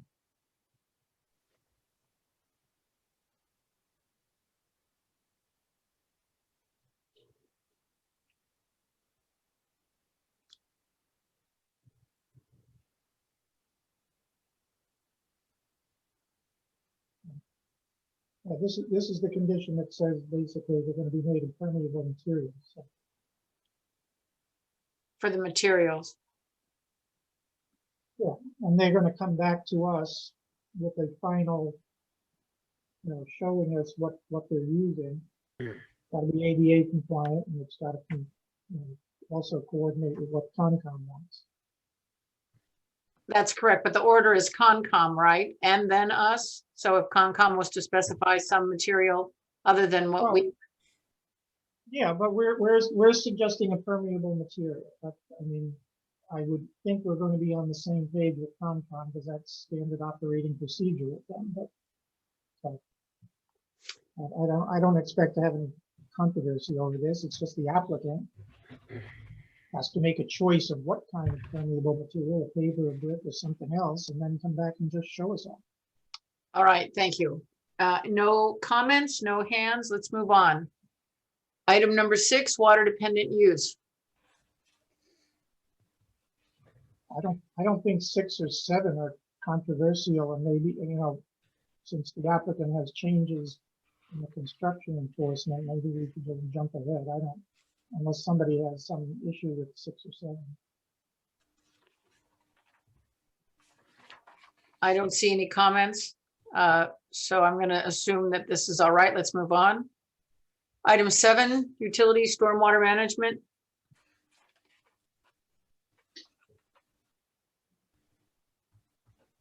No comment. I don't see any hands, so I'm going to move on. Well, I want to go through the items. Item number 1.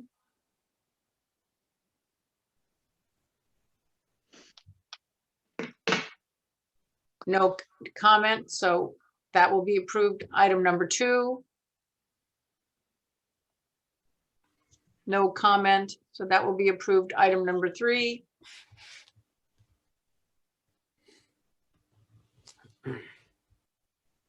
No comment, let's move on.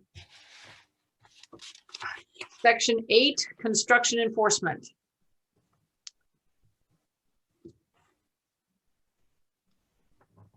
We have some modifications of language in number 5 by staff, but let's begin with number 1. Mr. Brodsky. Thank you, Madam Chair. And again, we also discussed this comment at the last public hearing. We have a general problem with having this decision impose requirements which may be different or contradict our requirements under the state building code. You'll recall the explanation that this is a controlled construction, and our preference would be to delete principally paragraph number 5.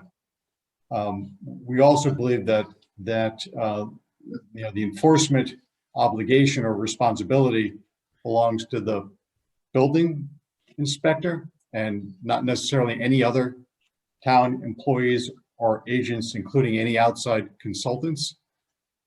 So with respect to 4, and if you're going to keep 5 in, that those are really the responsibilities of the building inspector and his staff, and cannot and should not be delegated to other unspecified agents or employees or outside consultants. It is the building inspectors, but our preference would be to, as I've said, to strike paragraph 5 in its entirety and rely upon the inspection requirements contained in the building code. All right, thank you. I'm going to go through the items one by one, but we recognize your concern on item 5. Item number 1, is there comments on? In the interest of time, can we just jump to paragraph to condition 5? I don't think anybody disputes anything else at this point. condition 4 possibly because of the way it follows on into 5, but just in the interest of time. Well, I agree, but we agreed to go through the list, so I want to make sure that we're consistent. If there's no one who has comment on number 1, somebody have a comment on number 2? No, Thank you. Item number 3, no, item number 4,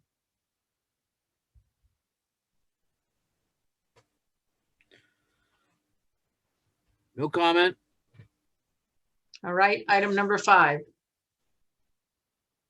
I think Adam has a comment on number 4 that he just made a little while ago. All right. Mr. Brodsky on item 4. Thank you, Madam Chair. If you're going number by number with respect to number 4, I suggest that it read, during construction, the building inspector and his staff shall have the right to come onto the site and inspect the progress of the project at any reasonable time. Our concern is we don't know what town agents and employees are. Obviously, you want trained building department people to come on site during a construction project. So that would be our suggestion with respect to number 4. How would you, well, first off, let me ask the board if there's any comments on this, and then after that, if there are no comments, then I would request that you provide an adjustment to the language, but let me ask Mr. Callahan first.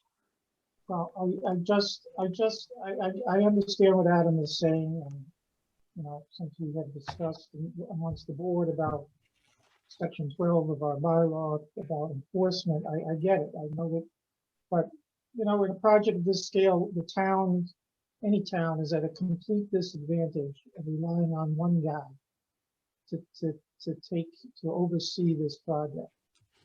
And what was envisioned in here, frankly, when this was originally drafted before we changed building inspectors, was having Rustin and Sampson do it. But the law right now says that only the building inspector is the enforcement authority. So I'll defer to Karis if we have to change this, but we are at a distinct disadvantage of keeping on top of a project of this magnitude. Right. And again, I'll repeat just briefly, this was included because of a past experience where the project. We don't want to go back over that point. That's pretty much etched in stone. So Paul Grady and then Mr. Colleary.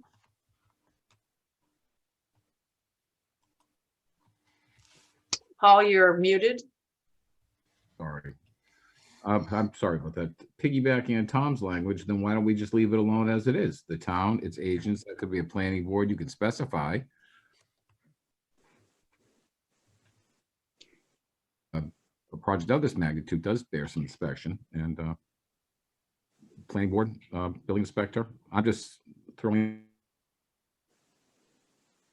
because we have run into difficulties on just relying directly on the building inspector. So I just think a project this big does bear some inspection. All right, thank you, Mr. Colleary, then Mr. Brewer, then Ms. North.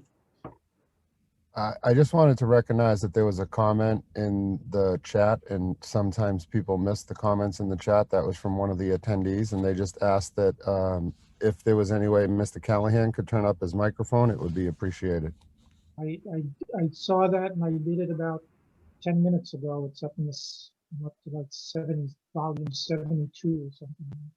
Yeah, I think, Tom, that you actually have to stay in one place, not move around, and talk directly into your mic, because that's what's happening is you're wavering. I don't even know where it is on my computer. It should actually be where your camera is. Is that all, Paul? That does it for me. Thank you. Great. Thank you. Clark Brewer and then Karis North. Well, actually, where it says the town and its agents and employees, that's a lot of people. The town could be everybody, all 8,000 people. And so I think with a slight modification to Adam Brodsky's suggestion that the billing inspector his staff, and specific authorized, let's call it personnel or something like that. It might be that the planning board members want to go and see progress. I think that if the building inspector approves that, then we could go on site. Depending on what's going on site, we might have to wear safety gear like boots or hard hats. But I think it's reasonable to say that the building inspector could authorize a site visit for his staff and assigns. So could you put authorized personnel to include planning board, Clark? Well, he could, because we're the planning board and we're talking about it. Sure, it doesn't hurt to put it in. Could include. All right. But the town is definitely, by saying the specific, that's town all. can go on site anytime, that's not good. Okay. While I agree with Clark's sentiment in terms of connecting the town to the agents, I think we want this more precise than that on behalf of the applicant, if we're going to require it. But I still have a list of people to go through. So Clark, you've made your comments? Yes. Okay, Karis North. Thank you, Madam Chair. Sorry, go ahead. No. I was just going to say that I think the language should specify the building inspector and staff, and you're also going to have to allow the conservation agent, potentially the health agent, and anyone else authorized by the building inspector, specifically authorized by the building inspector. And I think I would limit it at that. I think that's as broad as you should go. You do not want, anybody running on site. There are liability issues and a million other issues you just don't want to get into. Eve Tapper. What about planning? Hang on, Paul. Eve Tapper. Thank you, Madam Chair. I think that I think I'm understanding the planning board's issue, or so many of the members' issue with what has happened in the past with the building inspector missing things. I think perhaps a better compromise, or a compromise, might be to invite the building inspector to the meeting every month and ask him the question, rather than going on site yourself. I know if I went on site, I wouldn't know what I was looking at, but the building inspectors and the other inspectors know what they're looking at, and the planning board just wants to make sure that everything is the way it's supposed to be.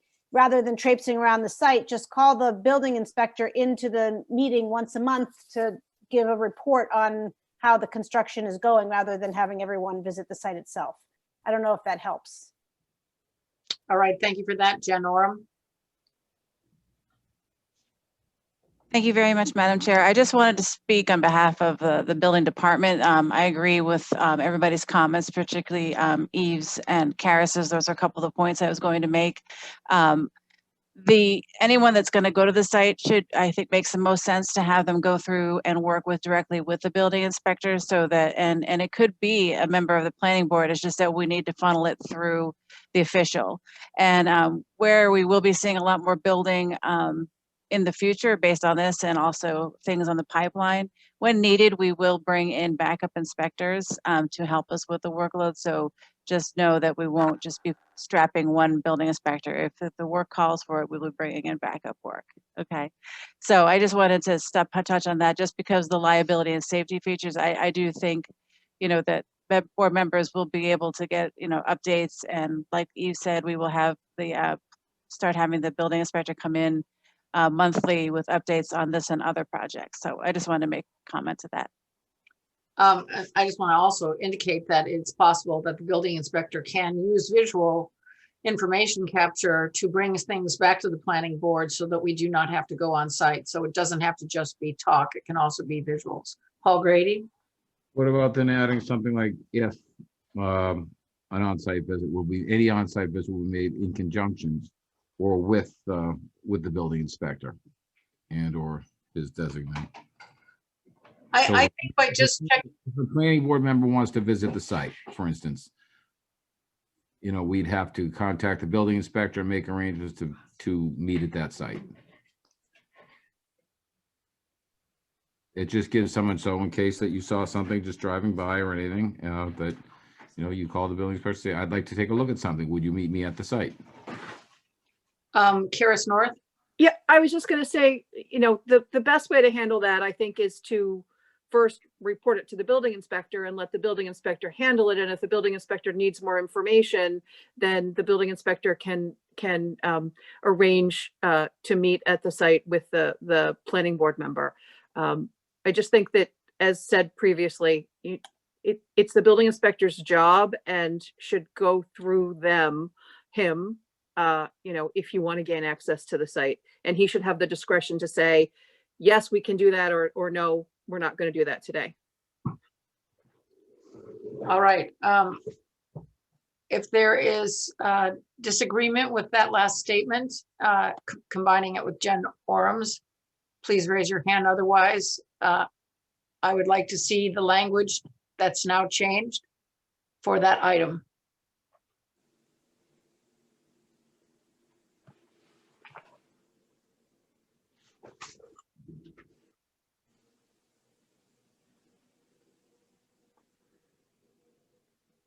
All right, is that all right for everybody? That's open enough for individuals to get access if necessary, but everything would be going through the building inspector, and he would make a determination as to the advisability of such an action. Karis North? Yeah, I'd just like to say another personnel authorized. I want to make it clear that the authorization is by the building inspector. Another personnel authorized by the building inspector.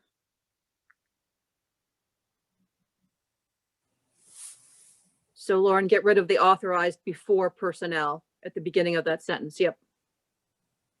Ms. North, if you add no site visit will be made without approval of the building inspector. That kind of broadens it and also narrows it down. Yeah, I think that's what I'm meaning to say. Yeah, so no site visit without approval, specified approval by so we're in agreement. But if someone does want to make a site visit, they have to get approved by the planning board. So you might want to just specify that, but no site, no visits without express approval or in conjunction with the building inspector, however you want to word it. Another personnel That doesn't close it off expressly. entirely. So how about another I'm sorry? personnel? Sorry. I'm saying, how about an I other had something I personnel? wanted to. No, I'm sorry. Wait, let Karis North speak first, and then I want to have Eve Tapper weigh in, please. I was going to say, and add and other personnel expressly authorized by the building inspector. Does that cover what you were saying, Mr. Grady? I think so. Yeah, I think so. So no site visit without express approval or in conjunction with the building inspector. I would agree with you. Okay, great. All right. Anybody else have further comments on this item? All right, let's move on. Item 5. This is a long one with a lot of pieces. Please read it carefully. Karis North?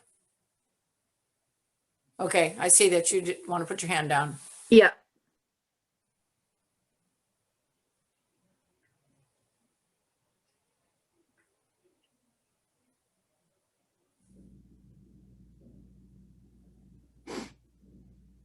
So, Amy, this is the one that they've asked to delete in its entirety, right?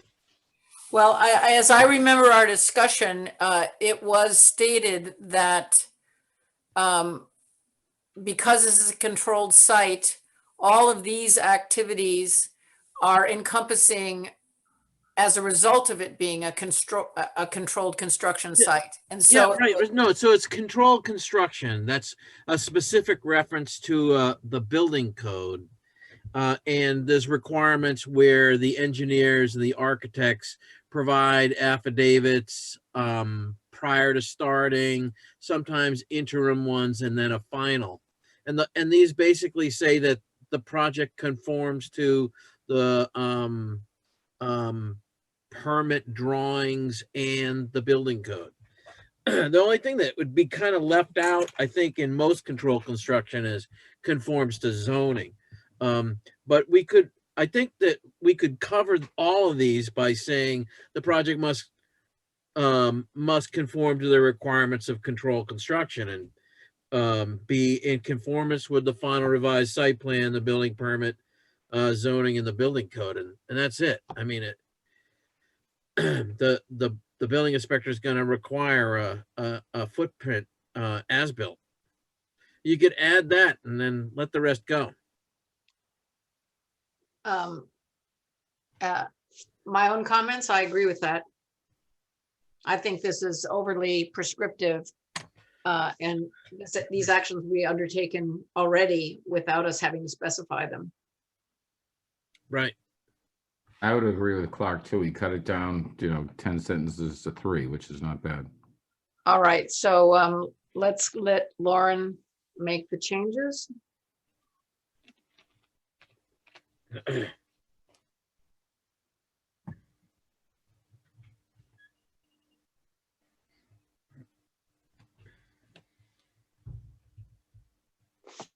Is this portion remaining? Clark, do you want to make sure the words you want are there?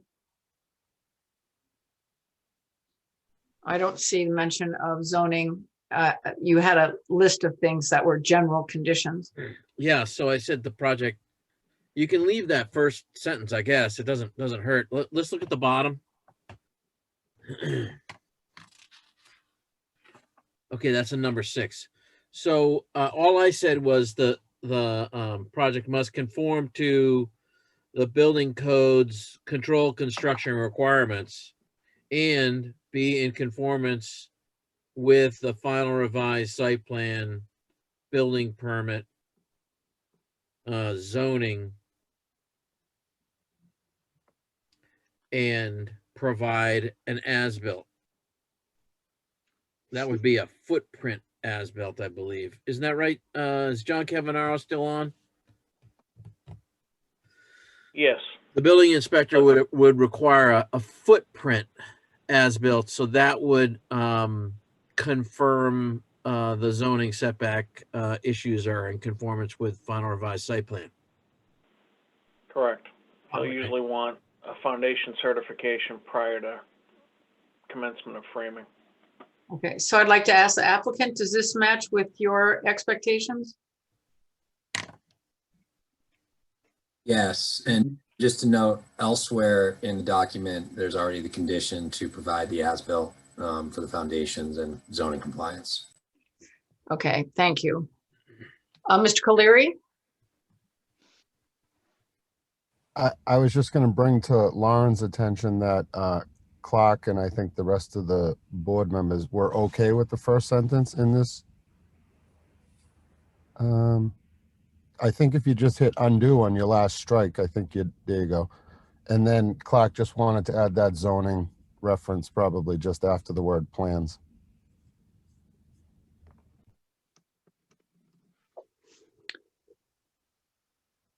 Karis North?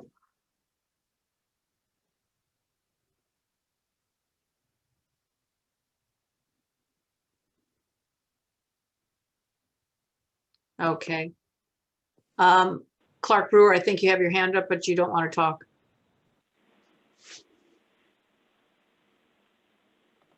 Adam Brodsky. Thank you, Madam Chair. If you leave the first sentence in, the first sentence refers to the specific inspections that were later defined. So I don't think it adds anything by leaving that sentence. In fact, it makes it a little bit more confusing. So again, my suggestion is to delete 5 in its entirety and substitute the language that was suggested by Mr. Brewer, which we have no problem with.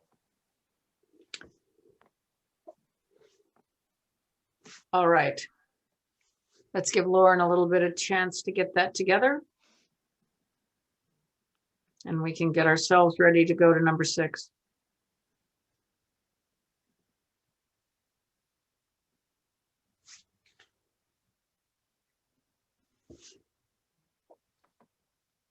Okay, Mr. Brodsky, do you want to speak to number 6?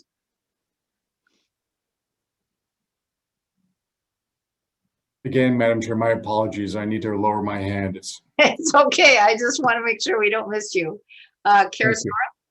Yeah, sorry, I didn't see the final language for 5, so I just wanted Lauren to scroll back down. Thank you.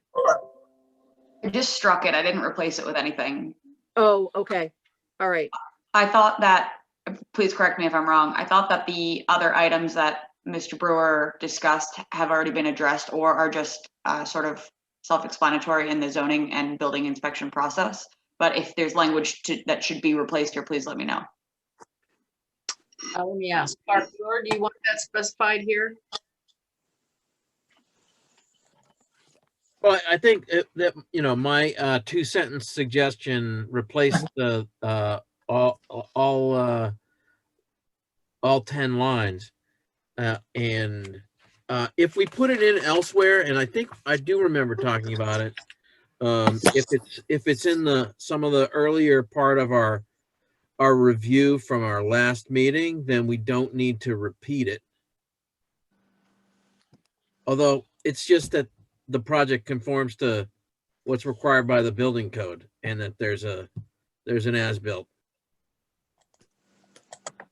that's in conformance with final revised site plan. Okay, are we ready to move on? No, Can someone just tell me the words that need to go here? I'm sorry, this has been hard to follow. There's been a lot of back and forth. Tom Callahan? Yeah, I'm sorry, my computer crashed and I'm just trying to reconnect by it, and I'm also connected on my phone now, so I've heard most of this discussion. Let me just ask a question. Was James Lane a controlled construction project? I don't believe so, no. No. Okay, have we had any controlled construction projects in town? They tend to be bigger and commercial. Single family, 2-family aren't. Yeah, no, I know it wouldn't Multifamily, be yeah. those. Well, No, I so know, but- the storage building would have been a controlled construction, wouldn't it? Yeah, and the old colony, you know, like the Stop and Shop Shaws, all those plazas.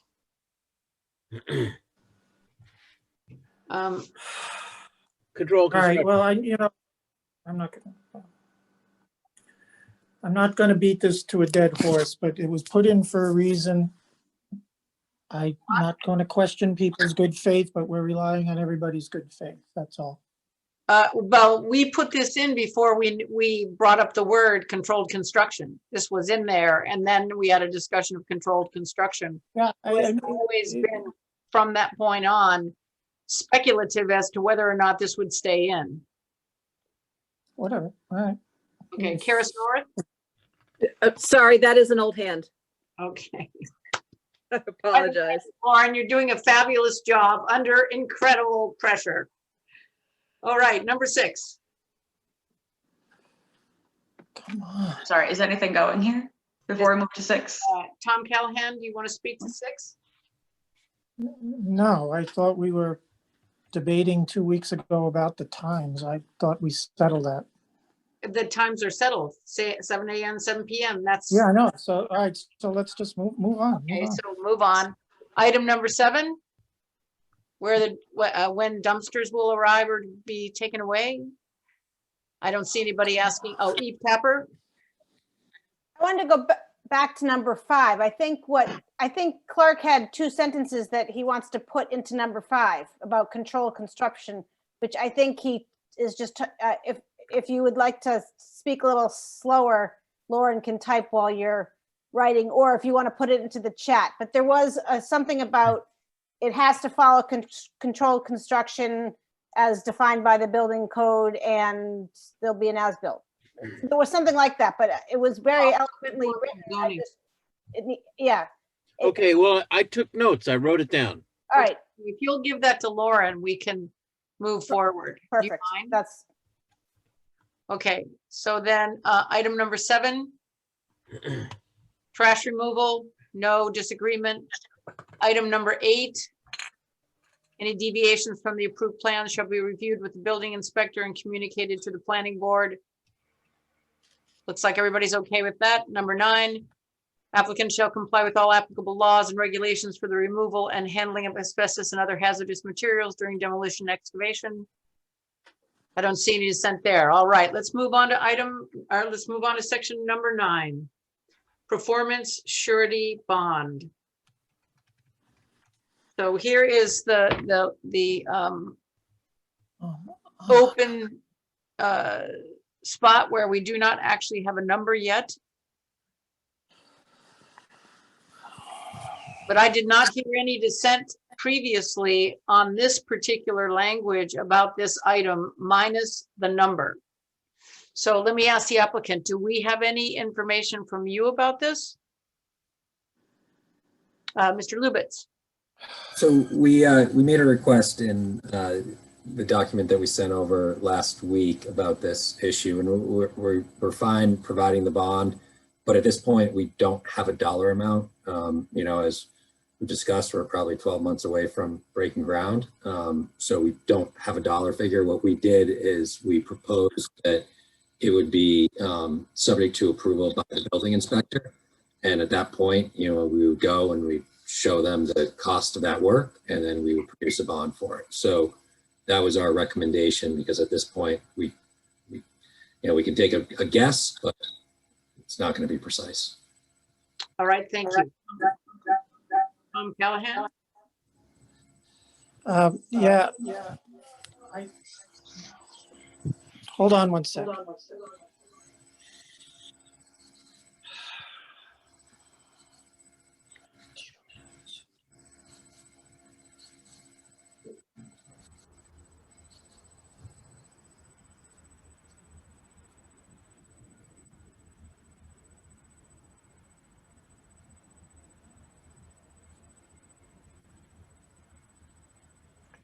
Tom, you're muted in case you didn't know. Yeah, I'm trying to reopen my computer and be on my phone at the same time. I'm trying. You'll be able to do that. It'll actually create a reverb, and it'll be very painful for everybody's ears. You'll have to turn all this. All right. Did we get a figure from Weston and Sampson? No, I don't have one. Okay. I'm okay with deferring the dollar amount to the future, but it would be approved by the board, not just by the building inspector. All right, here we go. I agree with that. I think that seems appropriate. Let me ask applicant, is that all right? Mr. McGoldrick? Yes. Okay, thank you. Let's move on. Items 1, 2, and 3 are all specifying how the issuance of the bond and its management. Can everyone look at this, please, and see that it conforms to what you would expect, so that we can go 1, 2, 3, and then move on? I think I've heard that under number 1, we will receive the information on the bond, at which time the applicant sees fit to exercise it, because right now they're not going to be underway for potentially a year. Item number 2 describes how the bond will be released over time. Subject to planning. I'm sorry, can I go back to number 1? All right. It says before issuance of the certificate of occupancy. I'm kind of thinking this should be in place sooner than that. Issuance of the building permit seems to me to make sense, but. I agree with that. All right. CO is too late. Yeah. No, Lauren, no, right in the first condition, Lauren, just change certificate of occupancy to building permit. I will, but the way that it's structured, the sentence above that, I need to move it. The following conditions of performance surety bond shall be met prior to the issuance. Right, So I'm just going to move it. Correct. Yeah. Right. Okay.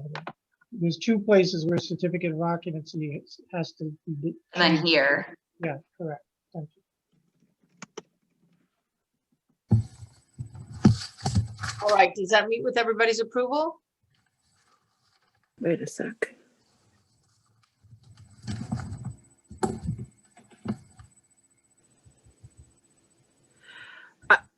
I don't understand why there's then a second condition that said the following conditions of performance surety bond shall Yeah, be in place prior to the issuance of the certificate of occupancy. That can get stricken. Yeah. Okay, good.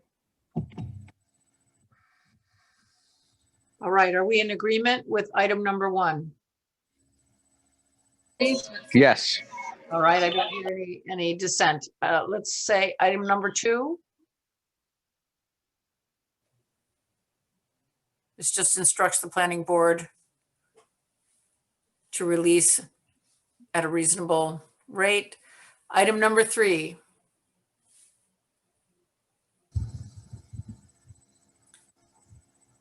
I don't hear any dissent, so items 1, 2, and 3 have been approved. Let's move to section number 10, other state agency or town board permits. That states the obvious. Can I ask, is this basically boilerplate? Other than the specific requirement about the hydrant, yeah, pretty much. I mean, it kind of states the obvious. We're going first, but there's other decisions coming after us. The reason I'm asking is if it is boilerplate and it's been approved before, then I guess I would assume it is correct. Madam Chair. Madam Chair. Yes. Mr. Callahan is correct. This is boilerplate with the exception of number 6. That was a specific comment requested by the assistant fire chief when he was reviewing the project. 1 through 5 are standard. All right. Permits. So will the board permit us to approve these together as it is boilerplate minus number 6? So Okay. we can move on. Actually, I apologize, Madam Chair. I just Okay. want to add with respect to 2, the language in the bylaw, it talks about expiration within 1 year and 2 years. There's actually a language in the bylaw that says shall expire within 1 year unless the applicant makes substantial effort to build or unless the planning board votes to extend. So I would recommend that this number 2, even though it's boilerplate, I think it's unclear and it should be made consistent with the bylaw. And I can work with Ms. Lind on doing that. All right. So board members, is that all right with you so that we could then accept these items with the proviso that that Karis North will work with Lauren Lind to amend the language to bring it into conformance with the bylaw? Okay. I hear no dissent. Let's move on. Item 11. May I ask again, is this basically, no, it's not. Well, it is sort of. Is this boilerplate too? It's not. No. It's about the condo docs. It is, if this is what I did, this is taken right from the state law. Yeah, I think 1 through, Minus number 3. Oh, this has been modified significantly. So certainly under number 3, we said no short-term rentals for a period of less than 6 months. We previously said 12 months.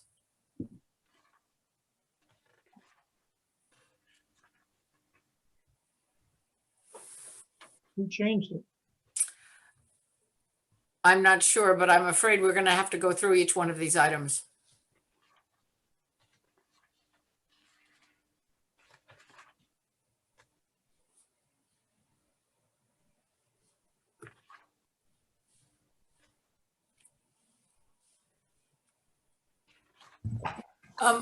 I want to raise a question with the applicant, which is that I'm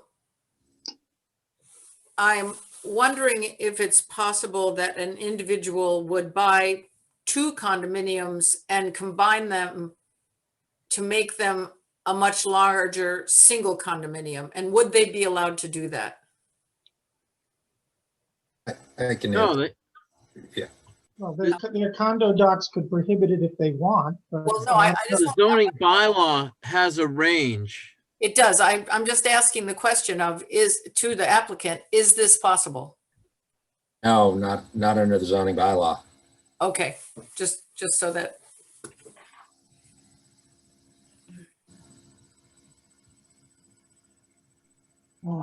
Madam Chair? yes? So someone asked where the change from the 6 months to a year comes from. I believe that was part of the comments that the applicant had submitted to us, and I had put it as a comment in the document that you received, the PDF that you received. It was still in the comment section.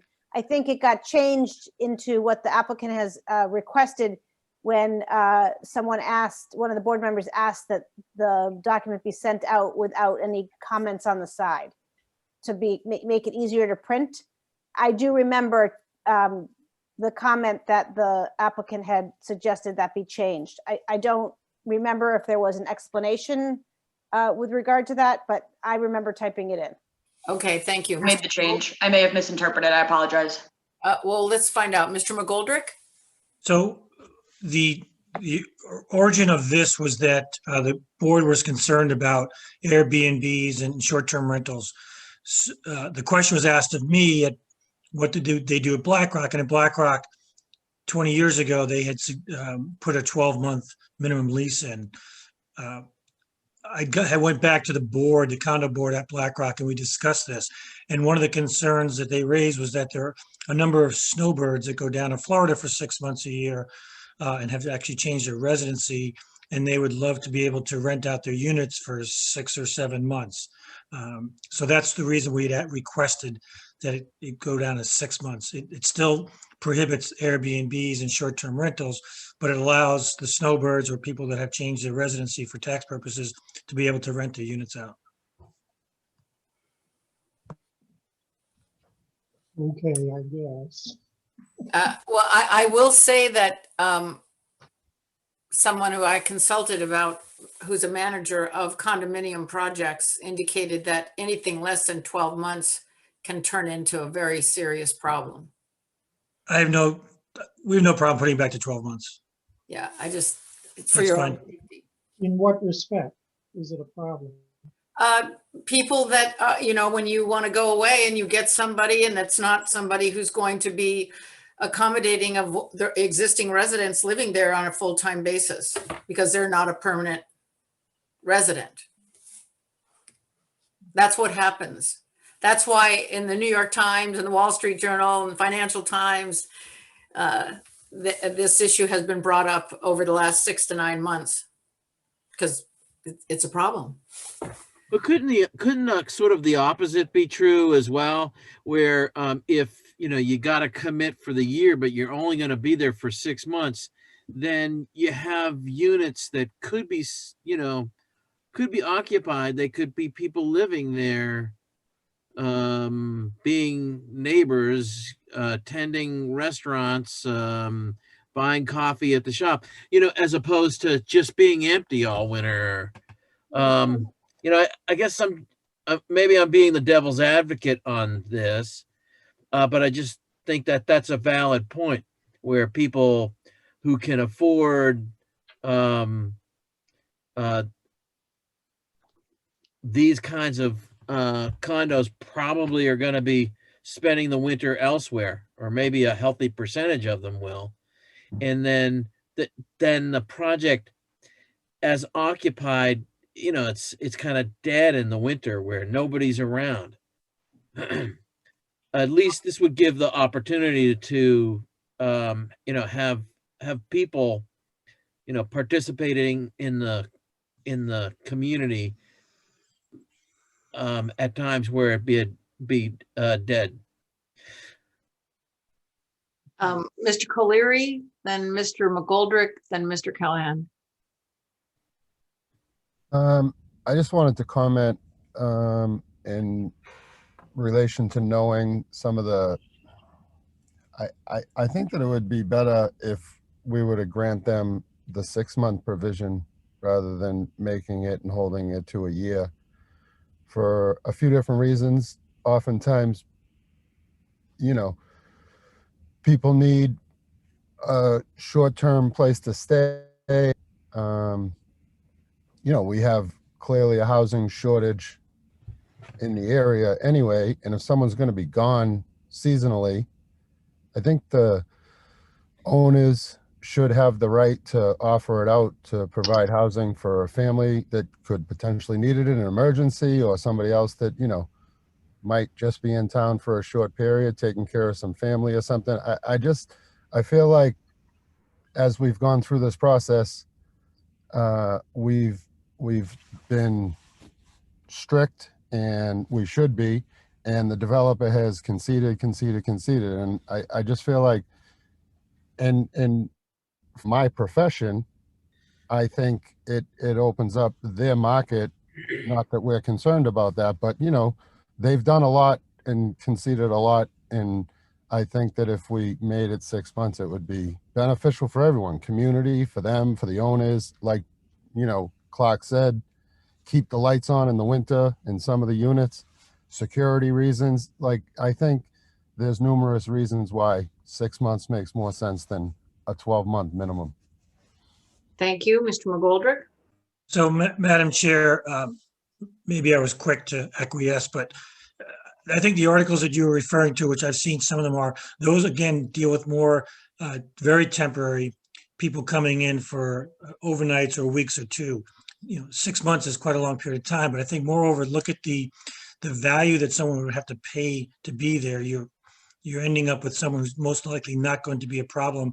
And it's not just the planning board and us that are concerned. You've got 22 other residents and the condo board that's very concerned about how people react, and there's rules and regulations. So they will self-governance and self-police themselves. And after hearing, you know, Mr. Brewer's conversations about the wintertime, I tend to agree. I think it would make sense to leave it at 6 months. All right. It does, again, I think the origin of this was the Airbnbs and kids coming in and borrowing for a weekend and throwing a party. That's not the intention here, and that's not what would happen. All right, thank you. Mr. Callahan? I'll just repeat that. The original intent when this was drafted. No, we don't need to repeat anything. All right, that's already been then said. do the 6 months. Okay, Mr. Grady, do you have something new to say? No, what about putting in the hands of the condo owners themselves? They have a condo board, I'm sure, so I don't disagree with the 6 months. It's if it's in the hands of the condo board, they should have the right to maybe say a yay or nay on that one. So it sounds like the team is voting for 6 months. So let's move on.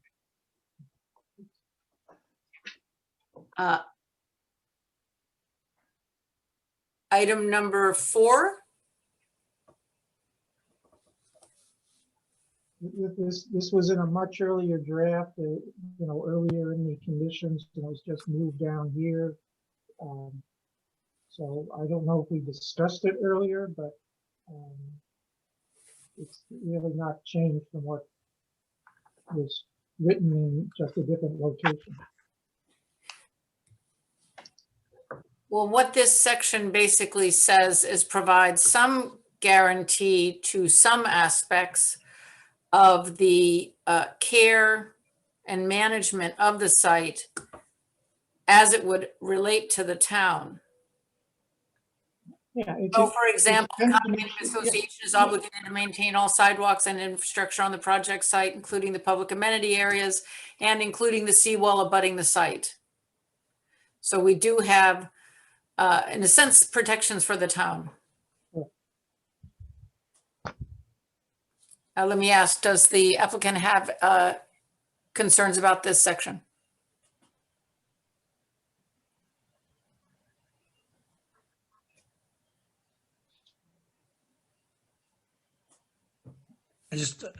I can't confer with my partner since we're not in the same room, but was there an issue about the sidewalks and the maintenance of public No. sidewalks? No, Okay. fine with this. All right. Is there anybody on the board that has a problem or concern of this? Otherwise, I think we could potentially move forward to number 12? Okay, All right, I see no hands. Let's move on. Number 12.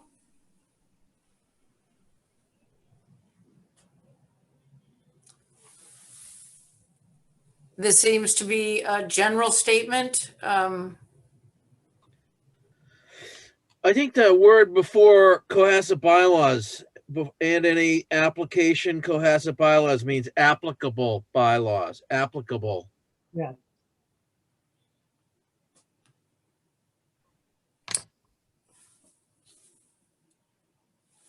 Does anyone on the board or the applicant have a concern about this item?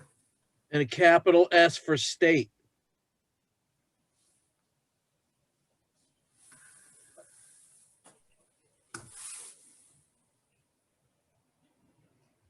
I'm sorry, where is the state? It's in the last third sentence. There we go. Third Thank line, you. fourth word.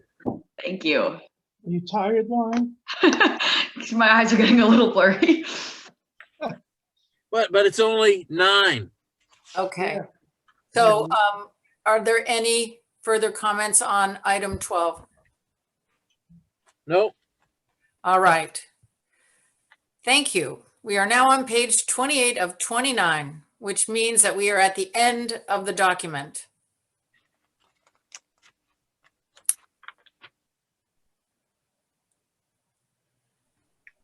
Is there any section that we had previously discussed that has been modified that should be brought to the attention of the planning board members or the applicant for further discussion? Are you asking Lauren that or? No, I'm asking all of you, and I can see already that Karis North and Adam Brodsky have comments. Karis North first. Thank you, Madam Chair. I have a list here of at least 4 sections in the findings that will need to be updated based on the changes that were made in the body of the conditions today. So inclusionary zoning regarding when the certificate of occupancy can be issued with respect to both buildings as opposed to just one. Some information on the triangle, the Harbor Walk connection, and the inspection scheme. Those are 4 things that I'll have to go back and update the findings to make them consistent with the conditions. All right, thank you. Mr. Brodsky? Thank you, Madam Chair. I've consulted with town council regarding this. We had requested an additional finding under section 308.7B, which would allow the extension of a non-conforming town parking lot. So we can add those 3 additional parking spaces.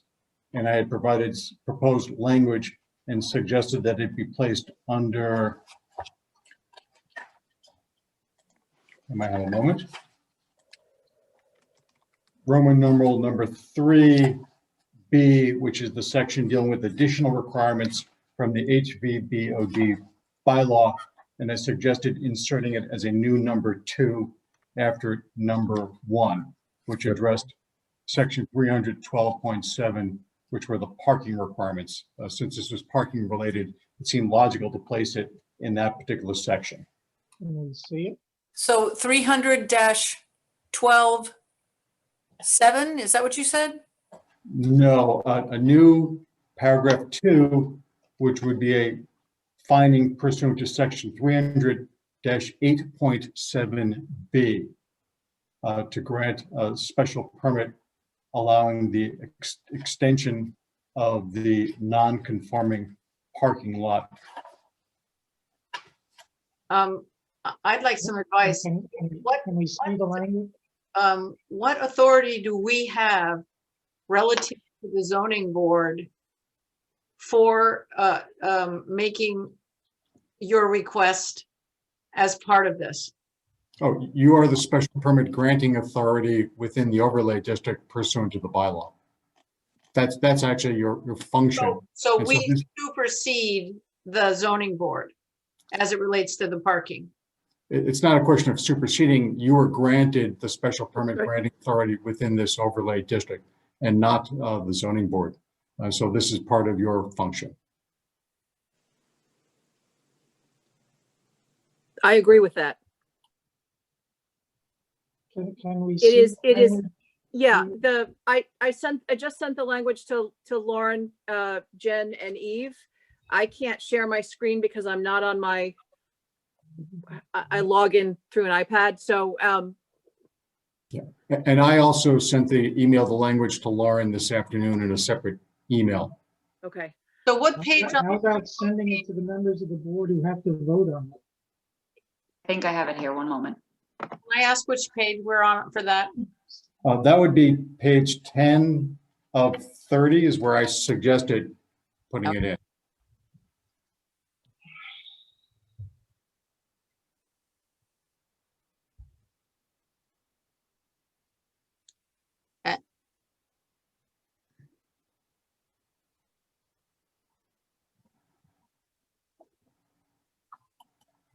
And the adjustment that you're requesting is to do what? To add that new paragraph 2 to your findings.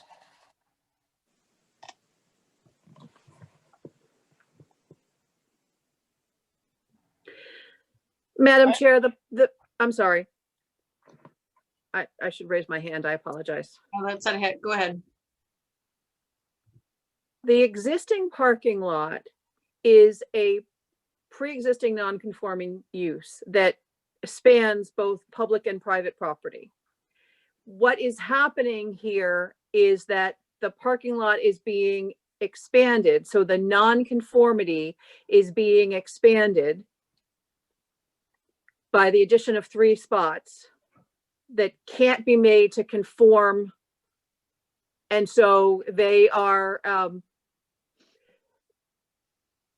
that is part of the special permit granting authority's purview to make a determination that the extension of a non-conforming use is not substantially more detrimental than the existing non-conforming use and is not injurious or dangerous to public health or hazardous because of traffic conditions. So what you're saying is, what the finding is designed to say is that these additional 3 spots, don't create any hazardous or dangerous situation and are not more detrimental to the neighborhood than the existing parking. And frankly, because they're providing additional parking, I think that's a reasonable finding to make. So is the nonconformity of the existing parking spaces dimensional? Yes. My understanding is, but Mr. Brodsky can probably explain in more detail. Mr. Brodsky, please. Oh, thank you, Madam Chair. Actually, it's even more innocuous than town council has explained. We're actually not changing the size of the existing non-conforming parking lot. We're simply restriping paved areas to provide 3 additional parking spaces. And as town council has mentioned, the parking spaces are existing parking spaces in the drive aisle are non-conforming. Parking, in my view, has always been a use issue, and I believe is treated as a use issue under your bylaw. So while we're talking about the sizes of parking spaces, we're really proposing to extend simply the non-conforming parking use of the town parking lot. The 3 additional spaces are simply being created by restriping over the existing parking lot. So I just want to be clear, we're not making the parking lot any bigger. And the 3 spaces are larger than the existing non-conforming spaces. They're approximately 16.5 feet by 9.5 feet. It's approximately 156.75 square feet. It's slightly smaller than what's required under the bylaw, which is 176 square feet. And as town council has indicated, I believe you can allow that extension of that non-conformity via special permit, given your special permit granting authority within the HVBOD. Thank you for that explanation. Clark, in the previous discussions that we've had about parking, the issue of size has come up more than once. What are your feelings about this particular issue?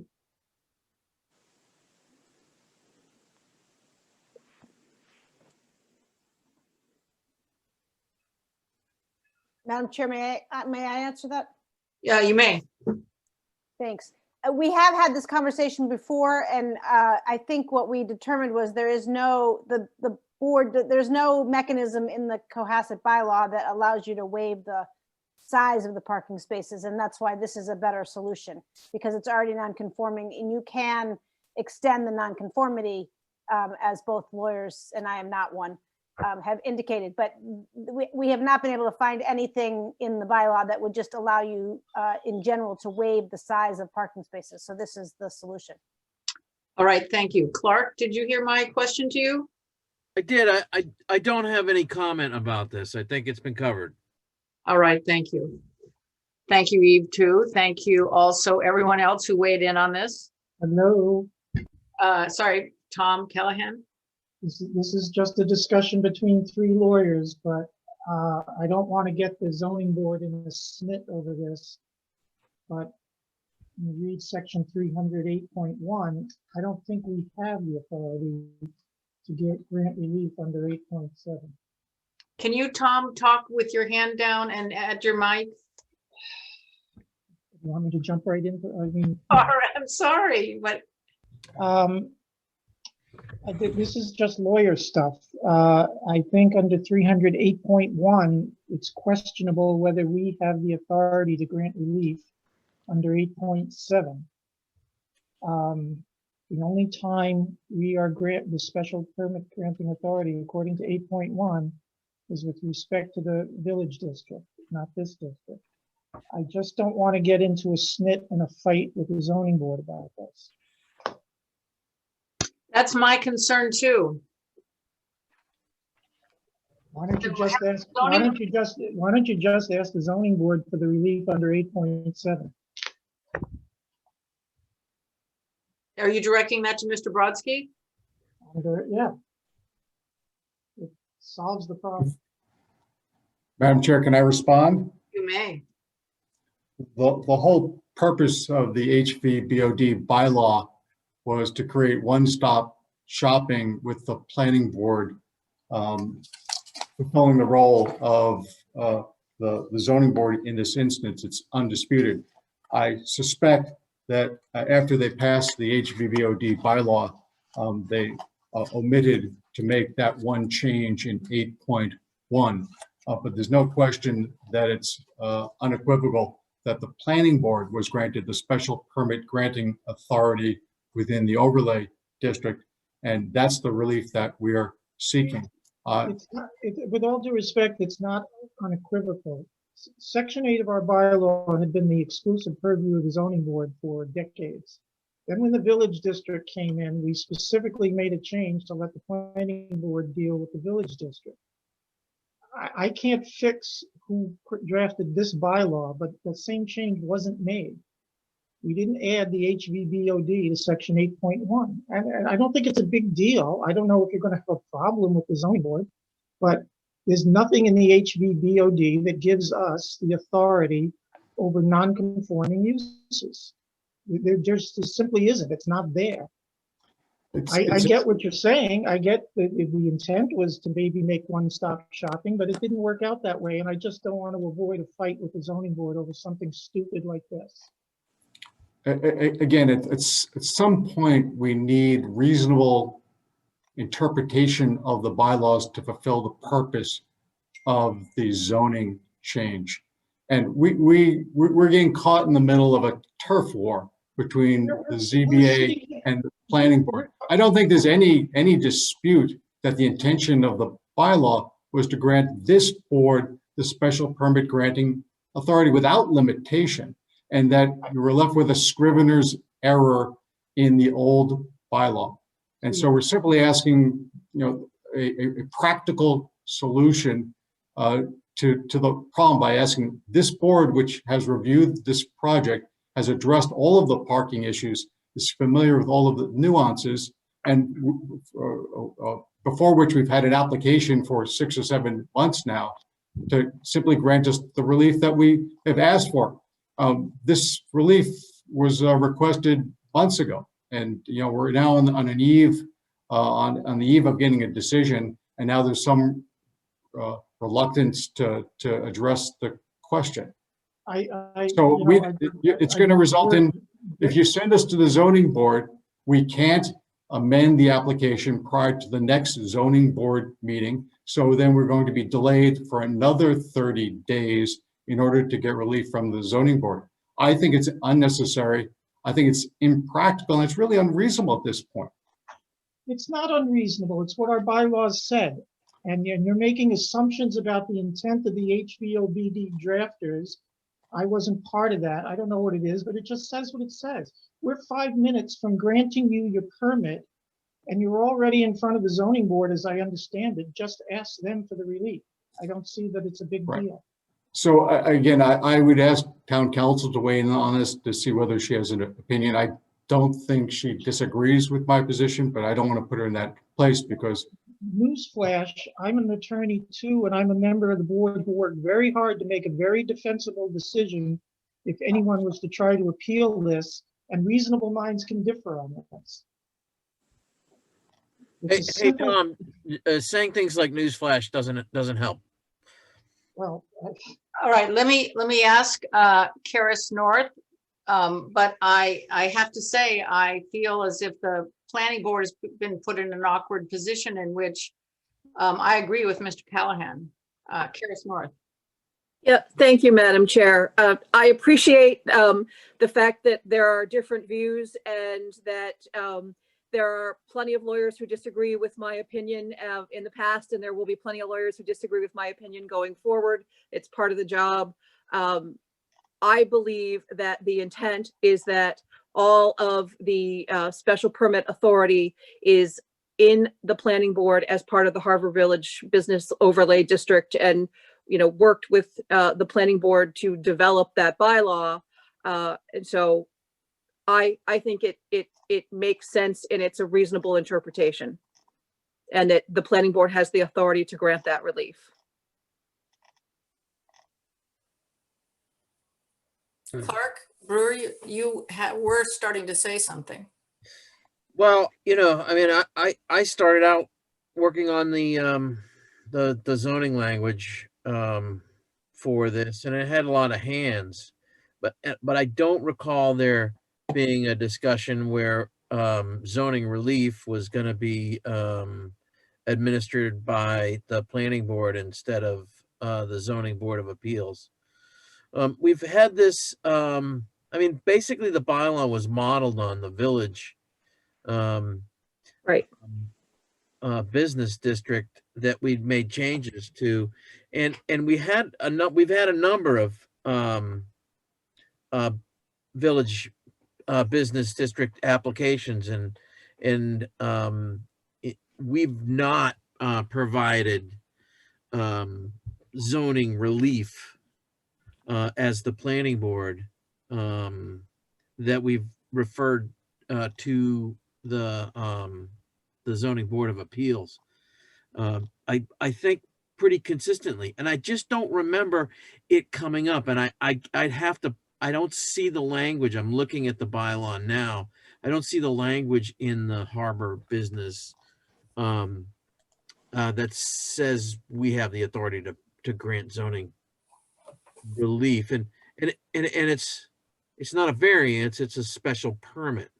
It's an extension of a nonconformity, as Adam Brodsky indicates. And I think my sense is unless I can see it, the authority goes to the zoning board of appeals for that. The planning board is the special permit granting authority. It's part of the special permit process.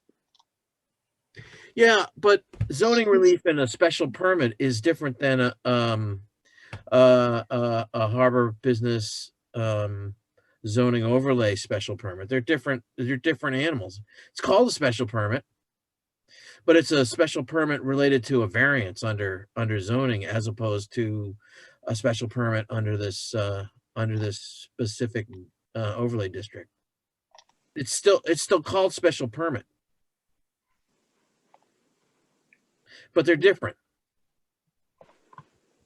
You know, I'm sorry to erase this because I'm sitting here waiting to make a motion to approve this project and issue this decision.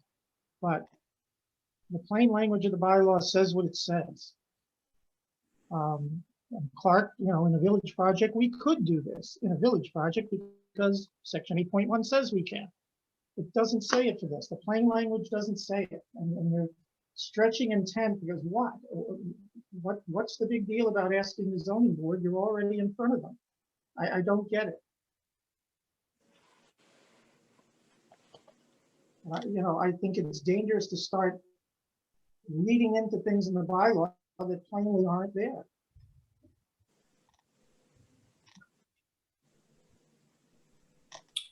Sounds like this is an item that we're going to need to take a vote on.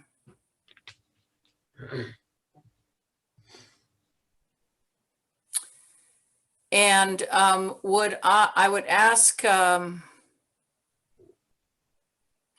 I don't know exactly how to phrase this, and I don't want to do it incorrectly. Well, first, are there any other questions by other board members about this issue?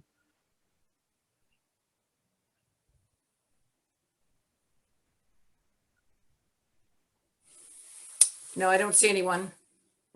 All right, very, very simply, I'll make the motion that we not include this requested finding by the applicant regarding the grant of relief under section 8.7 of the bylaw. Do I hear a second? Second. Second. Okay, I'm going to go through the list. Clark Brewer. Mark Brewer, aye. Tom Callahan. Aye. Paul Grady. Eric Potter. Aye. Amy Glassmeyer. Aye.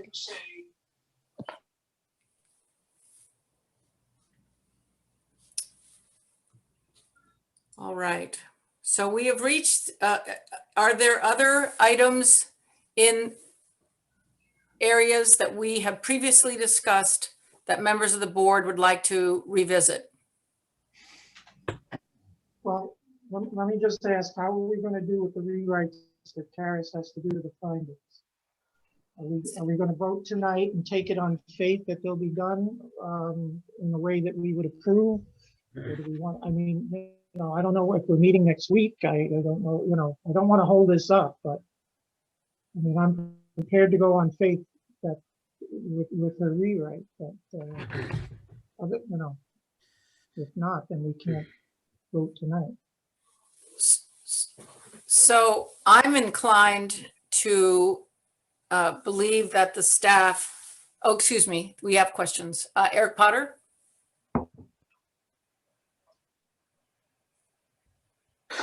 So I think Karis is more than competent to rewrite the language. I think we absolutely need to vote tonight. We have done a fantastic job. It's time to put this to rest and leave it in Karis's hands. And we have to have some faith that it's going to be done correctly. Tom did a great job of articulating what needs to be done. Time to move on, vote, and get it done. Thank you. I'll make a motion when everybody's ready. Just a minute. I've got some, Paul Grady. I'd still like to see it in writing personally, but I'd like to approve the project, but I'd still like to see it in writing. Not that I don't have faith in Ms. North, mind you. It's just more comfort level. All right, so we have a contingency for this particular position. In speaking with Eve, Karis, and Lauren,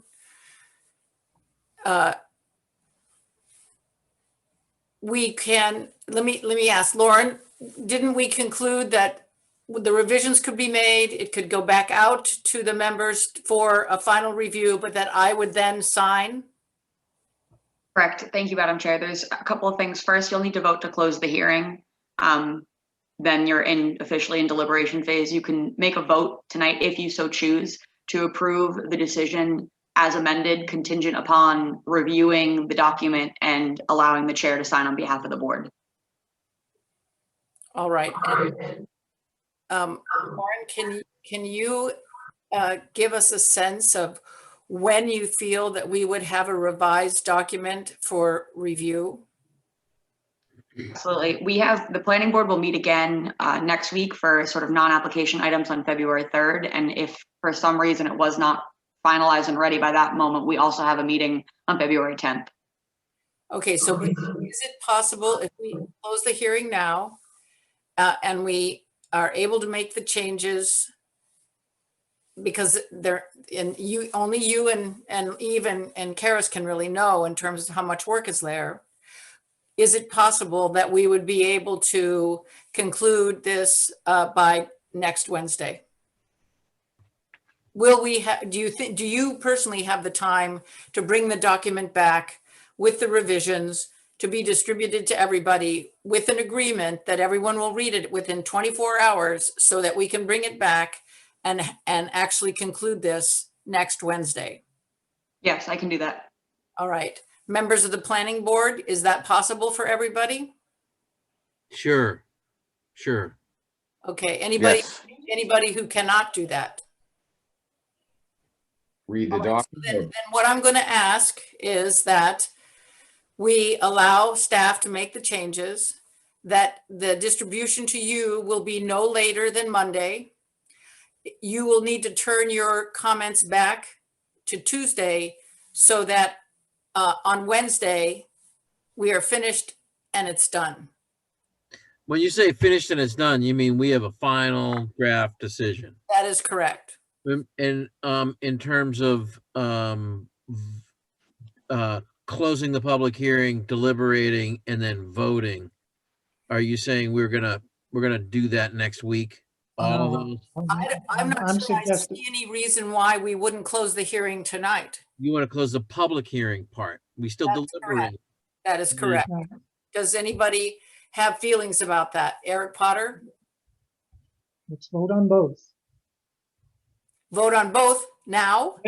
Yes. I would say we close the hearing. First, you close the hearing. Let's get that out of the way. Deliberations could bring, you know. Second get extended. second to Tom's motion. I'm gonna Chair, make, Eve has let's her, start with the Wait, first, the first we're motion. getting it too complicated. I want one person speaking, and clearly. I make a motion that we close the public hearing. Period. Oh, all right. May I get a second? Second. I'm going to give a roll call. Clark Brewer. Can you just ask everyone if there's any discussion about this Yep. prior to taking a vote? I mean, you got the motion, you've got a second, you know, Right. typically or as often I'll say, is there any discussion on? Thank you. Is there any discussion? Eve Tapper? Sorry, Madam Chair, I don't have a discussion on this particular issue. I was going to say that you can actually vote to approve the decision tonight as amended, and then you still can, before the chair sign, you can also vote to have the chair sign it, but before the chair signs it, you can have a look at it with the amendments to make sure that it's exactly what you had indicated. But you've already gone through everything that you want. It's just a matter of the staff making the changes. You can vote to approve it tonight. And if everyone has no problem with it, then it'll just get signed. I believe. Is that correct, Karis? Yes, that's correct. All right. So we will, let me ask, is there a sentiment on the board that we conduct both of these decisions tonight? If someone disagrees, please signal your hand in the hand spot, the blue hand. Right? I want to be able to see it. The blue hand? Yeah, your little hand there. I don't have one. I need Tom, Blue hand. Eric, Paul Grady. No, Clark's got his hand out. I'm trying to find my bloody hand. All right, let's just, everybody then put your hands up. All those who wish to do both actions tonight, please raise your hand like this. I got an Eric, Clark, Paul Grady, where do you stand? I'm still puzzled on the whole thing, so I'm sorry. Okay, Can I explain this? Is that what Karis explained is that because of the changes in the conditions we did tonight, I saw those. four different pieces of the findings need to be edited. They are fairly simple edits. They are based on the conditions we've already approved. I'm sure they're going to come out fine. It's just, you know, because of Zoom, because of this, because of that, we're doing it in a different way than we would normally do it. So I just want to make sure it's done right. But I would suspect that if on Monday you see this, the only place there should be any potential dispute or disagreement is with the 4 changes Karis makes. Monday is not an opportunity to reinvent the wheel. We've just gone through all the conditions and we've approved all the conditions. So let's vote on them. I would condition that vote on subject to Karis making 4 specific changes in the findings and subject to anybody, you know, a majority of the board having an objection to those 4 changes. If there are no majority objections to those 4 changes, we are authorizing the chair to sign on our behalf the decision, period. And then we put it to bed. all right, thank you very much for that. Clark?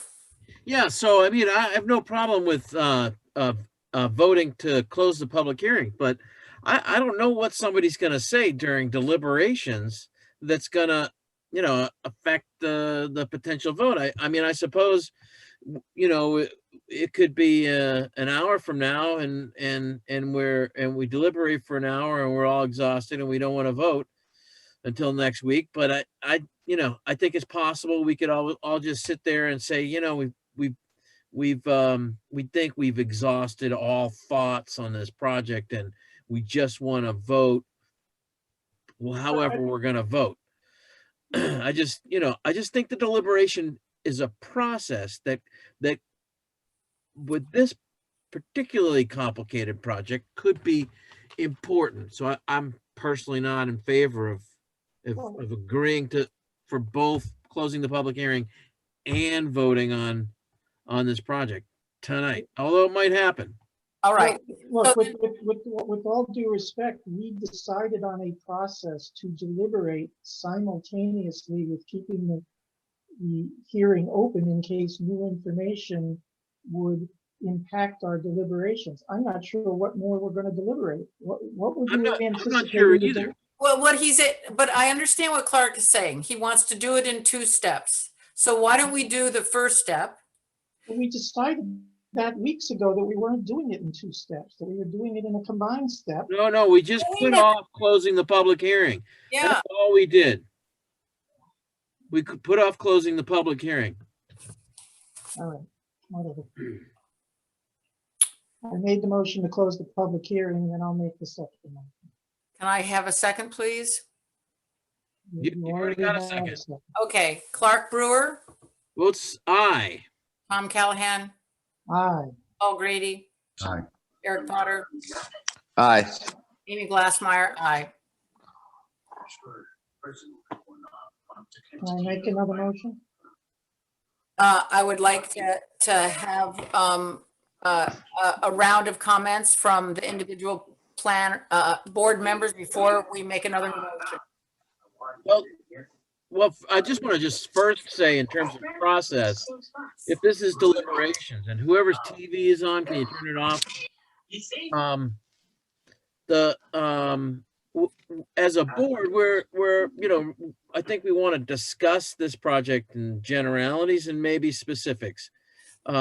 We can ask questions of the applicant and counsel, but this is really our time to discuss the project, and then a vote would be and that would include Paul Caleri as associate member, but in terms of a final vote, it's just the 5 regular members who would vote to approve or not, and And this takes a supermajority, so 4 out of 5 members would be needed to approve. If there were 3 members that approve this project, then it doesn't pass. Is that right, council? Yep, That's correct. thank you.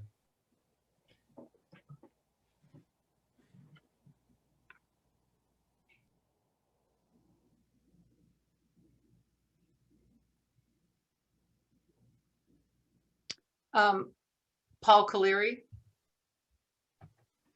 Thank you, Madam Chair. I just wanted to congratulate everybody on all the work and the enormous amount of effort that went into this whole thing for these past 8 months. God bless us all. So that's all. I just wanted to say everyone did a really good job, including can't forget about the staff, who was phenomenal. So I want to thank everyone for their participation. Thank you. Clark Brewer. Yes, what? You have your hand up. Oh, sorry. Are we starting deliberations? You want me to start first, or what are we doing? Yes, that would be fine. We'll go in alphabetical order. Well, I mean, in terms of the procedure, I mean, I'm not familiar with the procedure. any planning board member should be able to talk and interrupt while another planning board member is talking. I mean, I think this is deliberations, and it doesn't necessarily have to follow hands up and stuff. If somebody's muted by accident, well, that everybody should just yell at them. Okay, so That's just fine. Okay. That's fine. Okay, I'll take my hand down and I'll start. You know, I'll say that this I really like this project. I think it's going to be a good project for the town. I think the developer's done an adequate job, even though some of the exterior finishes and stuff are kind of generic. We've asked them to follow up, and I think that's reasonable. The biggest concern I have is sort of the front end of the bylaw, the you know, a vibrant mix and excitement and economic vitality. All these things, there might be economic vitality from these residences, but the non-residential uses or commercial uses, I guess I've always been making comments about these, that you know, even in the parking count as retail, I just picture that corner commercial unit overlooking the harbor is going to be some kind of restaurant. Now the developer said, oh, I mean, this is going back years. He really wanted to have like as limited amount of commercial space as possible. Some of it could be, you know, a meeting space for the rowing club or whatever it is. I guess you see, I mean, the commercial space has always been the thing that we thought was going to get the vitality. They're suggesting that some outdoor grass and common space is more than adequate to kind of make up for a cool restaurant and some fun retailers. And they may be right. And to some extent, I think it's sort of a leap of faith. Did the consultant dot all their I's and cross all their T's and make a good faith effort to make a really successful project? And I would say, you know, generally, yes. I still have concerns about how that commercial space could be used with the current parking count. And we always knew there was going to be there was a kind of parking problem, if you will, for what you kind of might want to do with the site. I still think that there are a lot of opportunities to pick up parking within 100 feet of this project with the redesign of the Elm Street corridor and potential abandonment of Cove Road. I could see, 20, 30 on public land parking spots that could be picked up, that could be integrated into the road design and still keep pedestrians and bicyclists safe. So I've started. I want to see what somebody else says. I've stuck my neck out enough. Well, I'll say a few things. I would agree that it's been a very interesting process. I think that the potential is high. I have concerns about some of the issues that we talked about. Again, it gets back to this question of generality. So, for example, I learned belatedly that there is a system that's been set up to move cars should the garage of the main building become inundated by flooding. And I feel like from the very beginning, the question of how was this site going to be protected and how were people going to be protected was never really addressed very well. And I will say that, it's not about the storm that they tell you is coming 8 hours beforehand that's going to get you. It's going to be the mysterious wave that comes across that has enormous velocity out of nowhere. It's just going to be pushed along, and then all of a sudden it's going to end up on the surface, and it's going to be in the garage, and it's going to be a huge mess. And so not thinking through some of the physiographic issues, which include danger, that are dangerous to the public, has been a real big disappointment to me. Another issue that I think has been, and it's not that, the developer's got a site, what are you going to do with it? But I think this is a bigger kind of cosmic question about us as public officials in a town, in a time in the world in which communities are hardening their physical assets against what they expect is going to be changes in climate. And we haven't had a single conversation about that. We haven't thought one thing about the magnitude of the consequences that could unfold, completely not our fault. And as far as I know, I have no idea how we're going to think about that in 30 years when things change. So that's, if I ask myself, what have I failed to do? I feel like I failed to present a case for that, such that we could have worked out together solutions that have greater hardness and greater security. And I particularly think that one of the issues that came that I happened to be attending because of the presentations made by the applicant is that the seawall, we didn't condition anything really about the seawall. We have one sentence about it, but that's a critical piece of infrastructure, and we don't know very much about it. So in the context of a project like this, it leaves a sense of uncertainty that I think is important to know. I do believe that the effort to modify the project to be responsive to our first discussions around the underground garage, good job, absolutely good job. And also the reduction in the mass, I think that was a really good job. I think that it's a difficult site, and I think that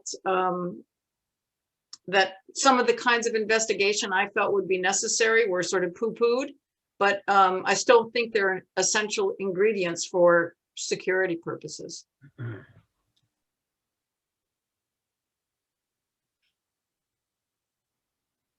Yeah, I think the Concom letter brought up the railings issue. I remember talking about it once or twice, but never really seeing a design. Maybe that's one of those number of things that we look at. That's a detail that the applicant comes back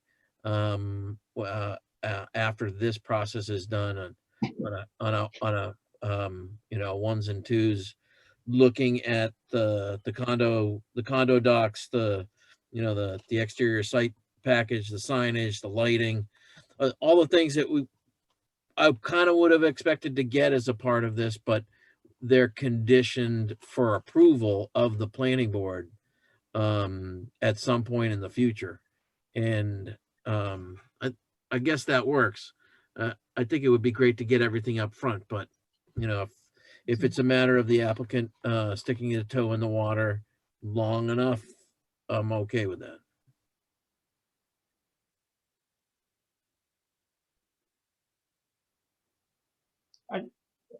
I don't consider what we're doing here a deliberation. I consider this is, it sounds like it's a philosophical discussion about this project. I'll just say this, you know, we criticize, well, I don't know if it was criticism, but basically told the Conservation Commission at the beginning of this meeting about the various jurisdictional lanes. Let's not beat ourselves up. We aren't required or even legally charged with dealing with all of these issues. Our modern zoning bylaws need to be updated to deal with climate and things like that. Yes, they do. But right now we have two boards that deal with floodplain issues, and they need to do their job. And we can't beat ourselves up that we didn't talk about it. You know, the seawall, what about the seawall? Right? They own it. That's their problem. I mean, that's the best thing we could have done for the town is not take ownership of that. But, you know, we're going to look back on this whole process. You know, the bylaw tied our hands immensely. And there are things maybe about the commercial component of it and what the hell vibrancy means. This came up in a zoning working group meeting the other day that, you know, these new terms were thrown in without definition and direction. The height wasn't addressed sufficiently in my point of view, but, you know, we were dealt a hand, and I think we've done a damn good job dealing with that hand. If I'm disappointed about anything, it's about the lack of interest of the public in this project.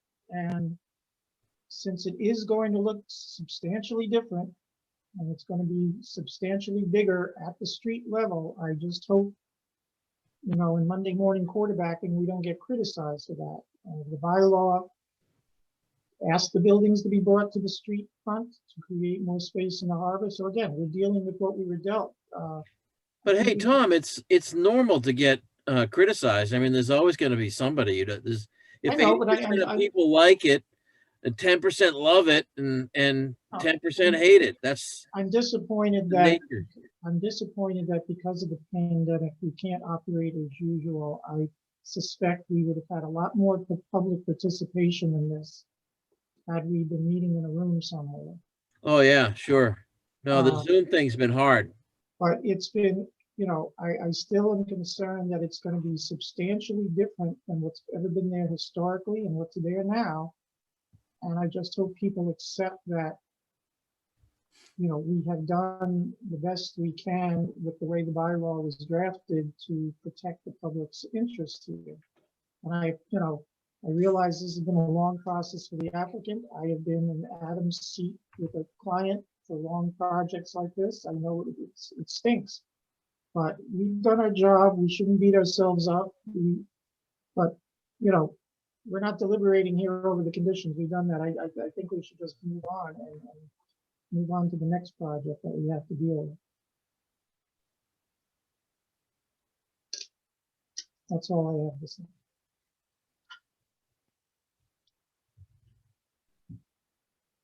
Does anybody want a motion? Do you want to vote on a motion, or do you want to defer to, I mean, I'm not going to try to sit here and be a jerk about it, but. Well, is there any general discussion on the benefits or the lack of benefits of the project? Again, we have gone through excruciating detail on the conditions the last 2-3 meetings, and I don't think there's going to be anything more. You know, we've made our substantive decision. Karis just needs to tailor a finding to that, or, you know, I don't think it's going to be a big deal. So, you know, with the conditions that I put on this that I mentioned earlier, I think we can vote. You know, if we have to reconsider it first thing next Wednesday's meeting, fine, but I don't anticipate that would happen. I'd rather just get it done, let these guys move on, let them move on to the zoning board and the Concom, and let's, you know, we have other things on our plate that we have to deal with as well. This has consumed a humongous amount of our time as well. I'd like to ask the applicants if there's any further plans afoot about how the harbor will be made vibrant. How and what are the ways in which the town has a responsibility to facilitate that experience? Because I agree with Clark that the bottom line is it's going to be a fabulous place for somebody to live. But I don't have the same sense of how somebody's going to experience the space. Mr. McGold? Madam Chair.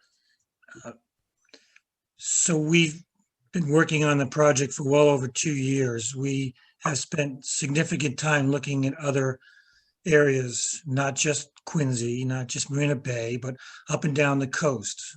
The fact that we used Marina Bay came back to bite us because someone found fault with it. We could easily use any other area.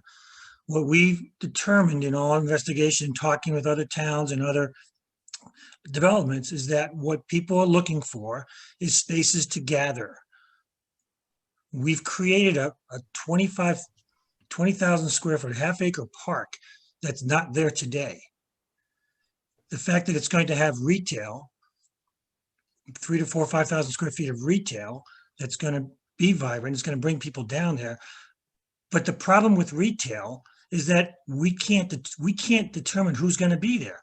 So if there's a real estate office, or what's been happening all over downtown, as well as right across the street from this project, is that a guy's buying all the retail and using it for his own offices. You can't determine what retail goes in there, but you can determine what happens in open space and parks. That everybody gets to go to those places. Everyone can come and have lunch there and have breakfast and have meetings in the buildings that we talked about, and the Lucky Fins example that we used.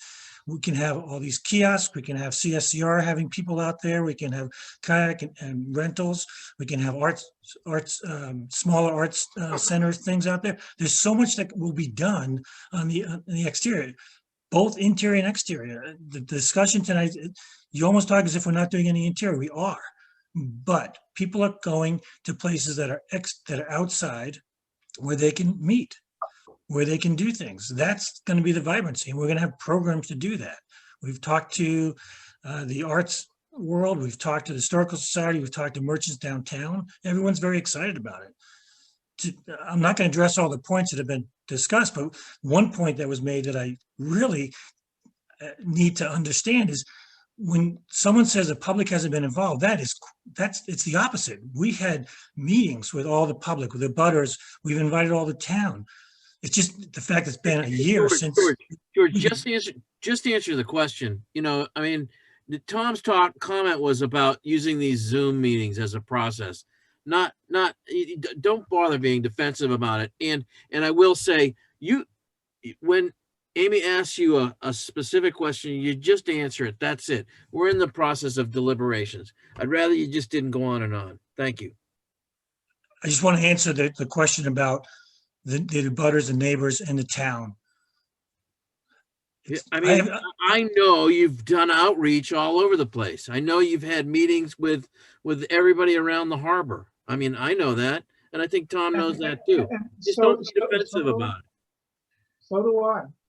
Because if someone had just tuned in tonight, they would have thought that we haven't talked to anybody. No, don't be defensive about it. I'm not being, I'm explaining that if someone, to have every butter support this project, I can't tell you how many people have come up to me and says, what do you mean you haven't got your approvals yet? So there has been significant outreach to the public. I know, and this has been going on for years. I understand that, and there's been significant pressure for us to rubber stamp this project too, but I haven't felt any pressure. I haven't felt any pressure about rubber stamping anything. I have. What pressure have you gotten? Well, I'm not gonna sit here and name names, but I'm not suggesting, but what kind of pressure is it? People commenting that we're taking too damn long, that we're beating this to death. But these Zoom meetings. I'm sorry, we're doing our job, but the Zoom meetings stink. They stink. My comments about I would have expected outside, I believe, the Zoom process, to have had much more debate in the public about this project. That's all. I'm surprised, maybe not disappointed, maybe disappointed was the wrong word. I'm surprised, okay, but I still think. We're in the middle of a pandemic, Tom, and it's a No, I know that, I project. know that, and it's just, we're making a decision about a site that is significantly different, and that is going to be with us for the next 50 to 100 years. Well, And I think we've been put in a very difficult position, but as I said, I think all of us, including George and his group, have worked together to make this the best possible project that can be. Hey, Tom. Tom, that's what I would say. I would say that George and Ted have done a fantastic job presenting a project. I would say that you, Amy, and Clark have done an unbelievable job reviewing this and putting conditions in place.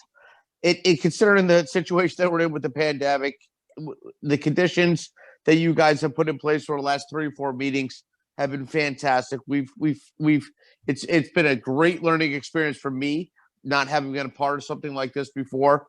It's really opened my eyes to how things should work, and I think that this has actually worked out for the benefit of the town with having the 3 of you kind of scrutinize things much more than I would have expected and present these additional conditions. So I think in light of the situation that we're in with the pandemic and all that, and the abutting neighbors and abutting, people in that area, all being in support of it, I think we're in as good a situation as we could be at this time.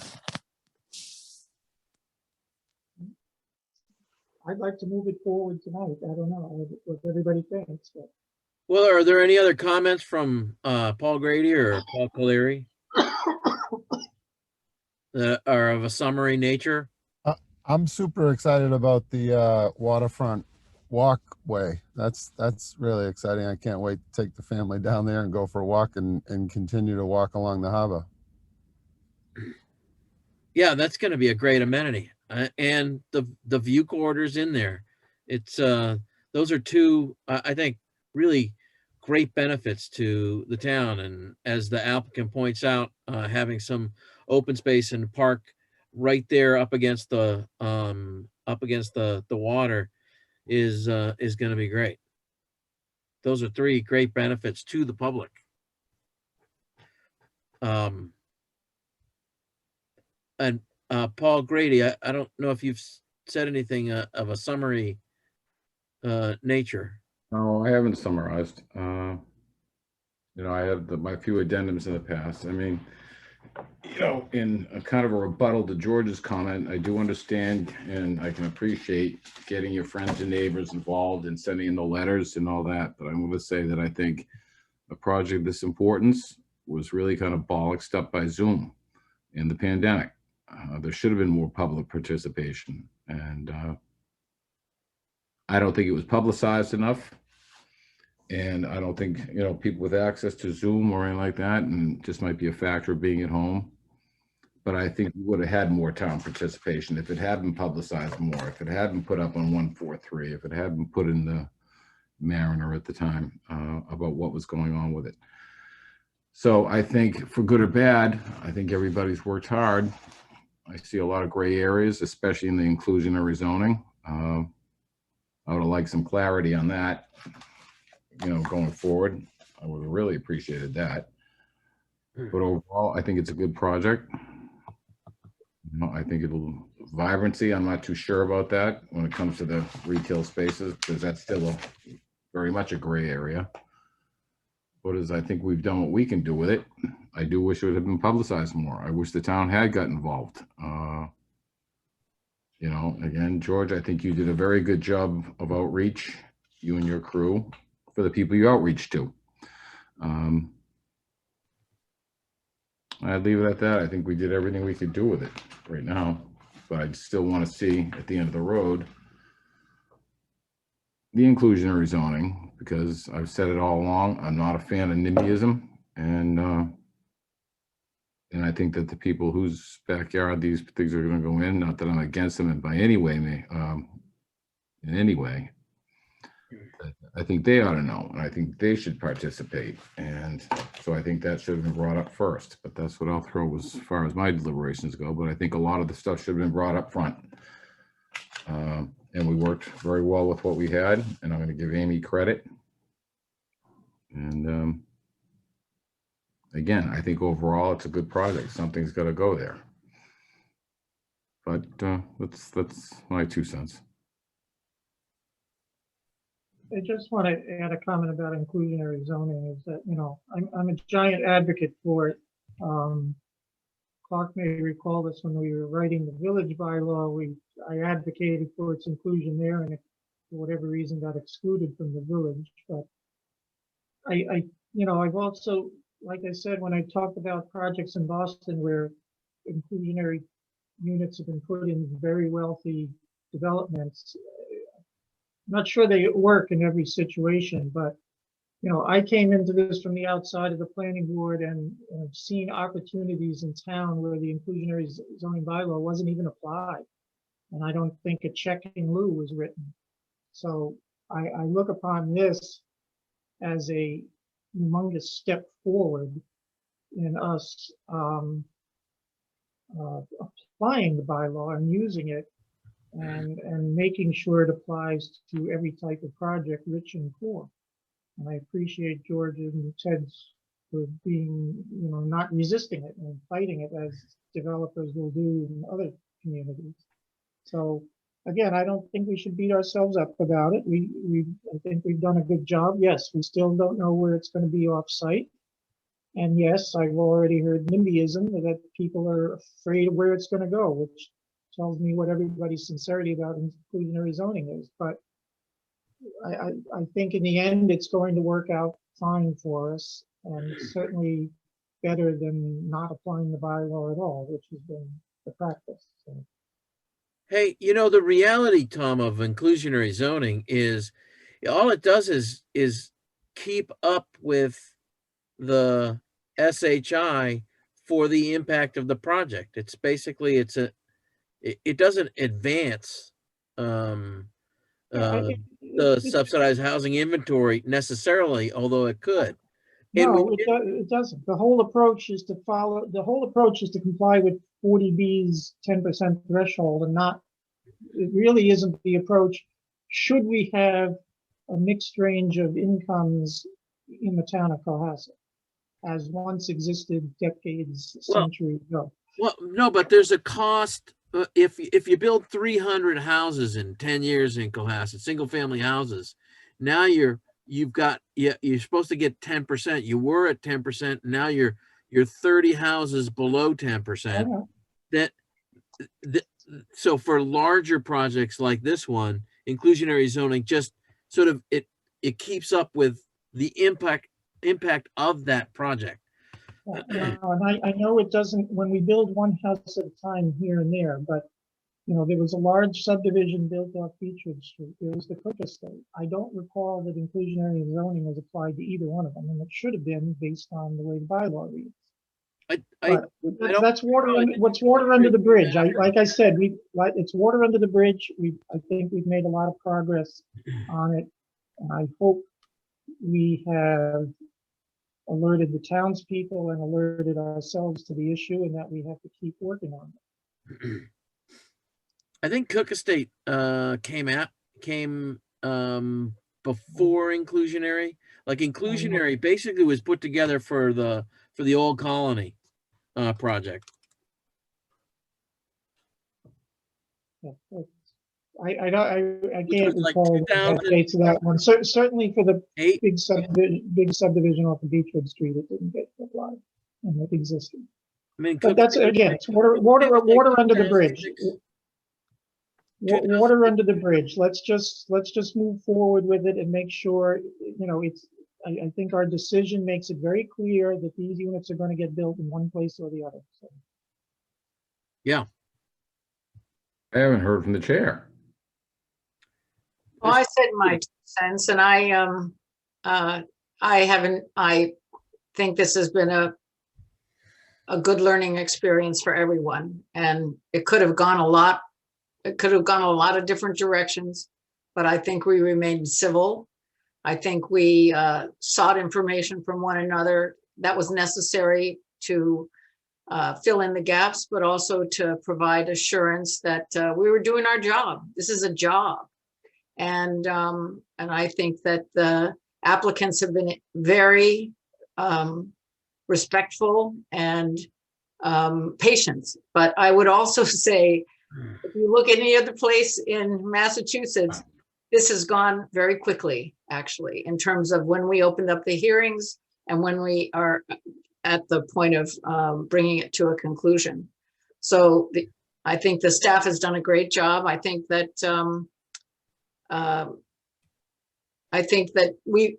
one of the, bringing up the question of inclusionary housing, the thing that I find interesting is how people treat it. So there's the sense that there's this bad thing that's going to come and descend upon you and infect you in some way. And this is one of the biggest issues that we have in society. And I find it's instructive to me as a teacher, trying to think about how do you change the language around something as important as the need for shelter. So I think the fact that I have mixed feelings about even discussing whether people of different income groups should be in a residential structure like this. What I can say is that I'm glad that there's going to be housing made for people to be able to stay in Cohasset, because I know I've got neighbors who are finding it increasingly difficult to stay here. And so we have, you know, our job is already laid out for us in the future. I agree that I think Zoom has made it hard, but I think Zoom has also made it intensely intimate. Nobody could hide behind anything, and we were all up front. And I think there's something very powerful about that in terms of personal discipline. He's going to kill me for the million of times I said to him, come on, talk louder. So I don't think I would have expected the outcome any different from where we are now. Can I try my motion and see if it gets a second? First, so let me ask, I sent a little note to Lauren. We do have the public, and I want to make sure that I am aligning them in the right place for commentary. And I also want to thank my colleagues on this board for helping me through this process, which I had absolutely no idea how it was going to work. And you were all very patient and very helpful, and it made it a lot easier to do than it could have otherwise been. So Lauren, when should we invite the public to speak? Eve? You closed the public hearing. That was, Did you have any comments in the chat that would have been relevant that we can answer? Madam Chair, I received no comments in the chat from the time that I made the announcement. That's how people could interact. All right, so not totally terrible. All right, Tom. Let me ask, for those who said not as much as others, would you like to make any final comments?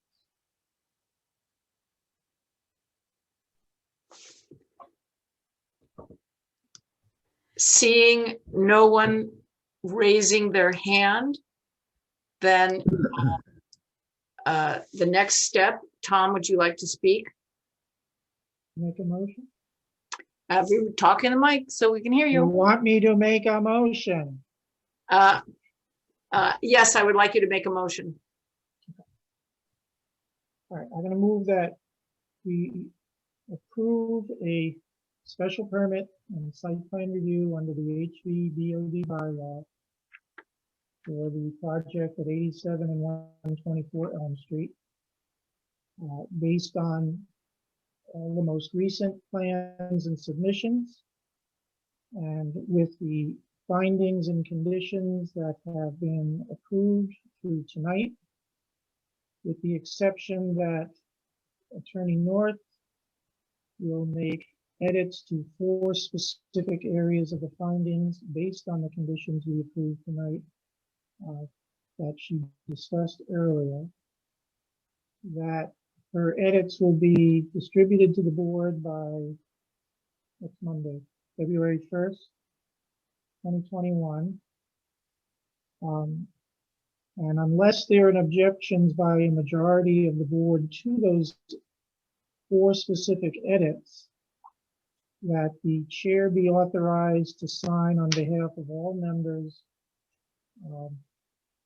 the approval and findings and conditions. If there is dispute with the edits, then we will take those up on our meeting of February 3rd, 2021. I think that covers it. Karis, is that good enough? Yeah, that does cover it in exquisite detail. Is it? I wasn't going to say excruciating, Tom. Can I get a second? I'll second it. Oh, I thought it was going to die on the vine. All right, so we need a supermajority vote.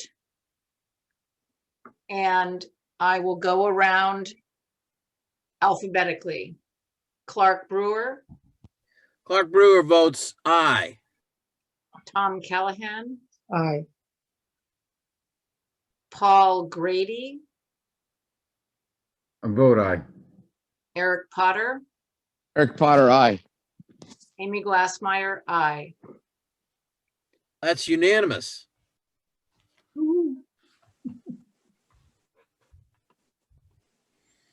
Can I get, I'd like to entertain a motion to adjourn. I need a roll call on that. So moved.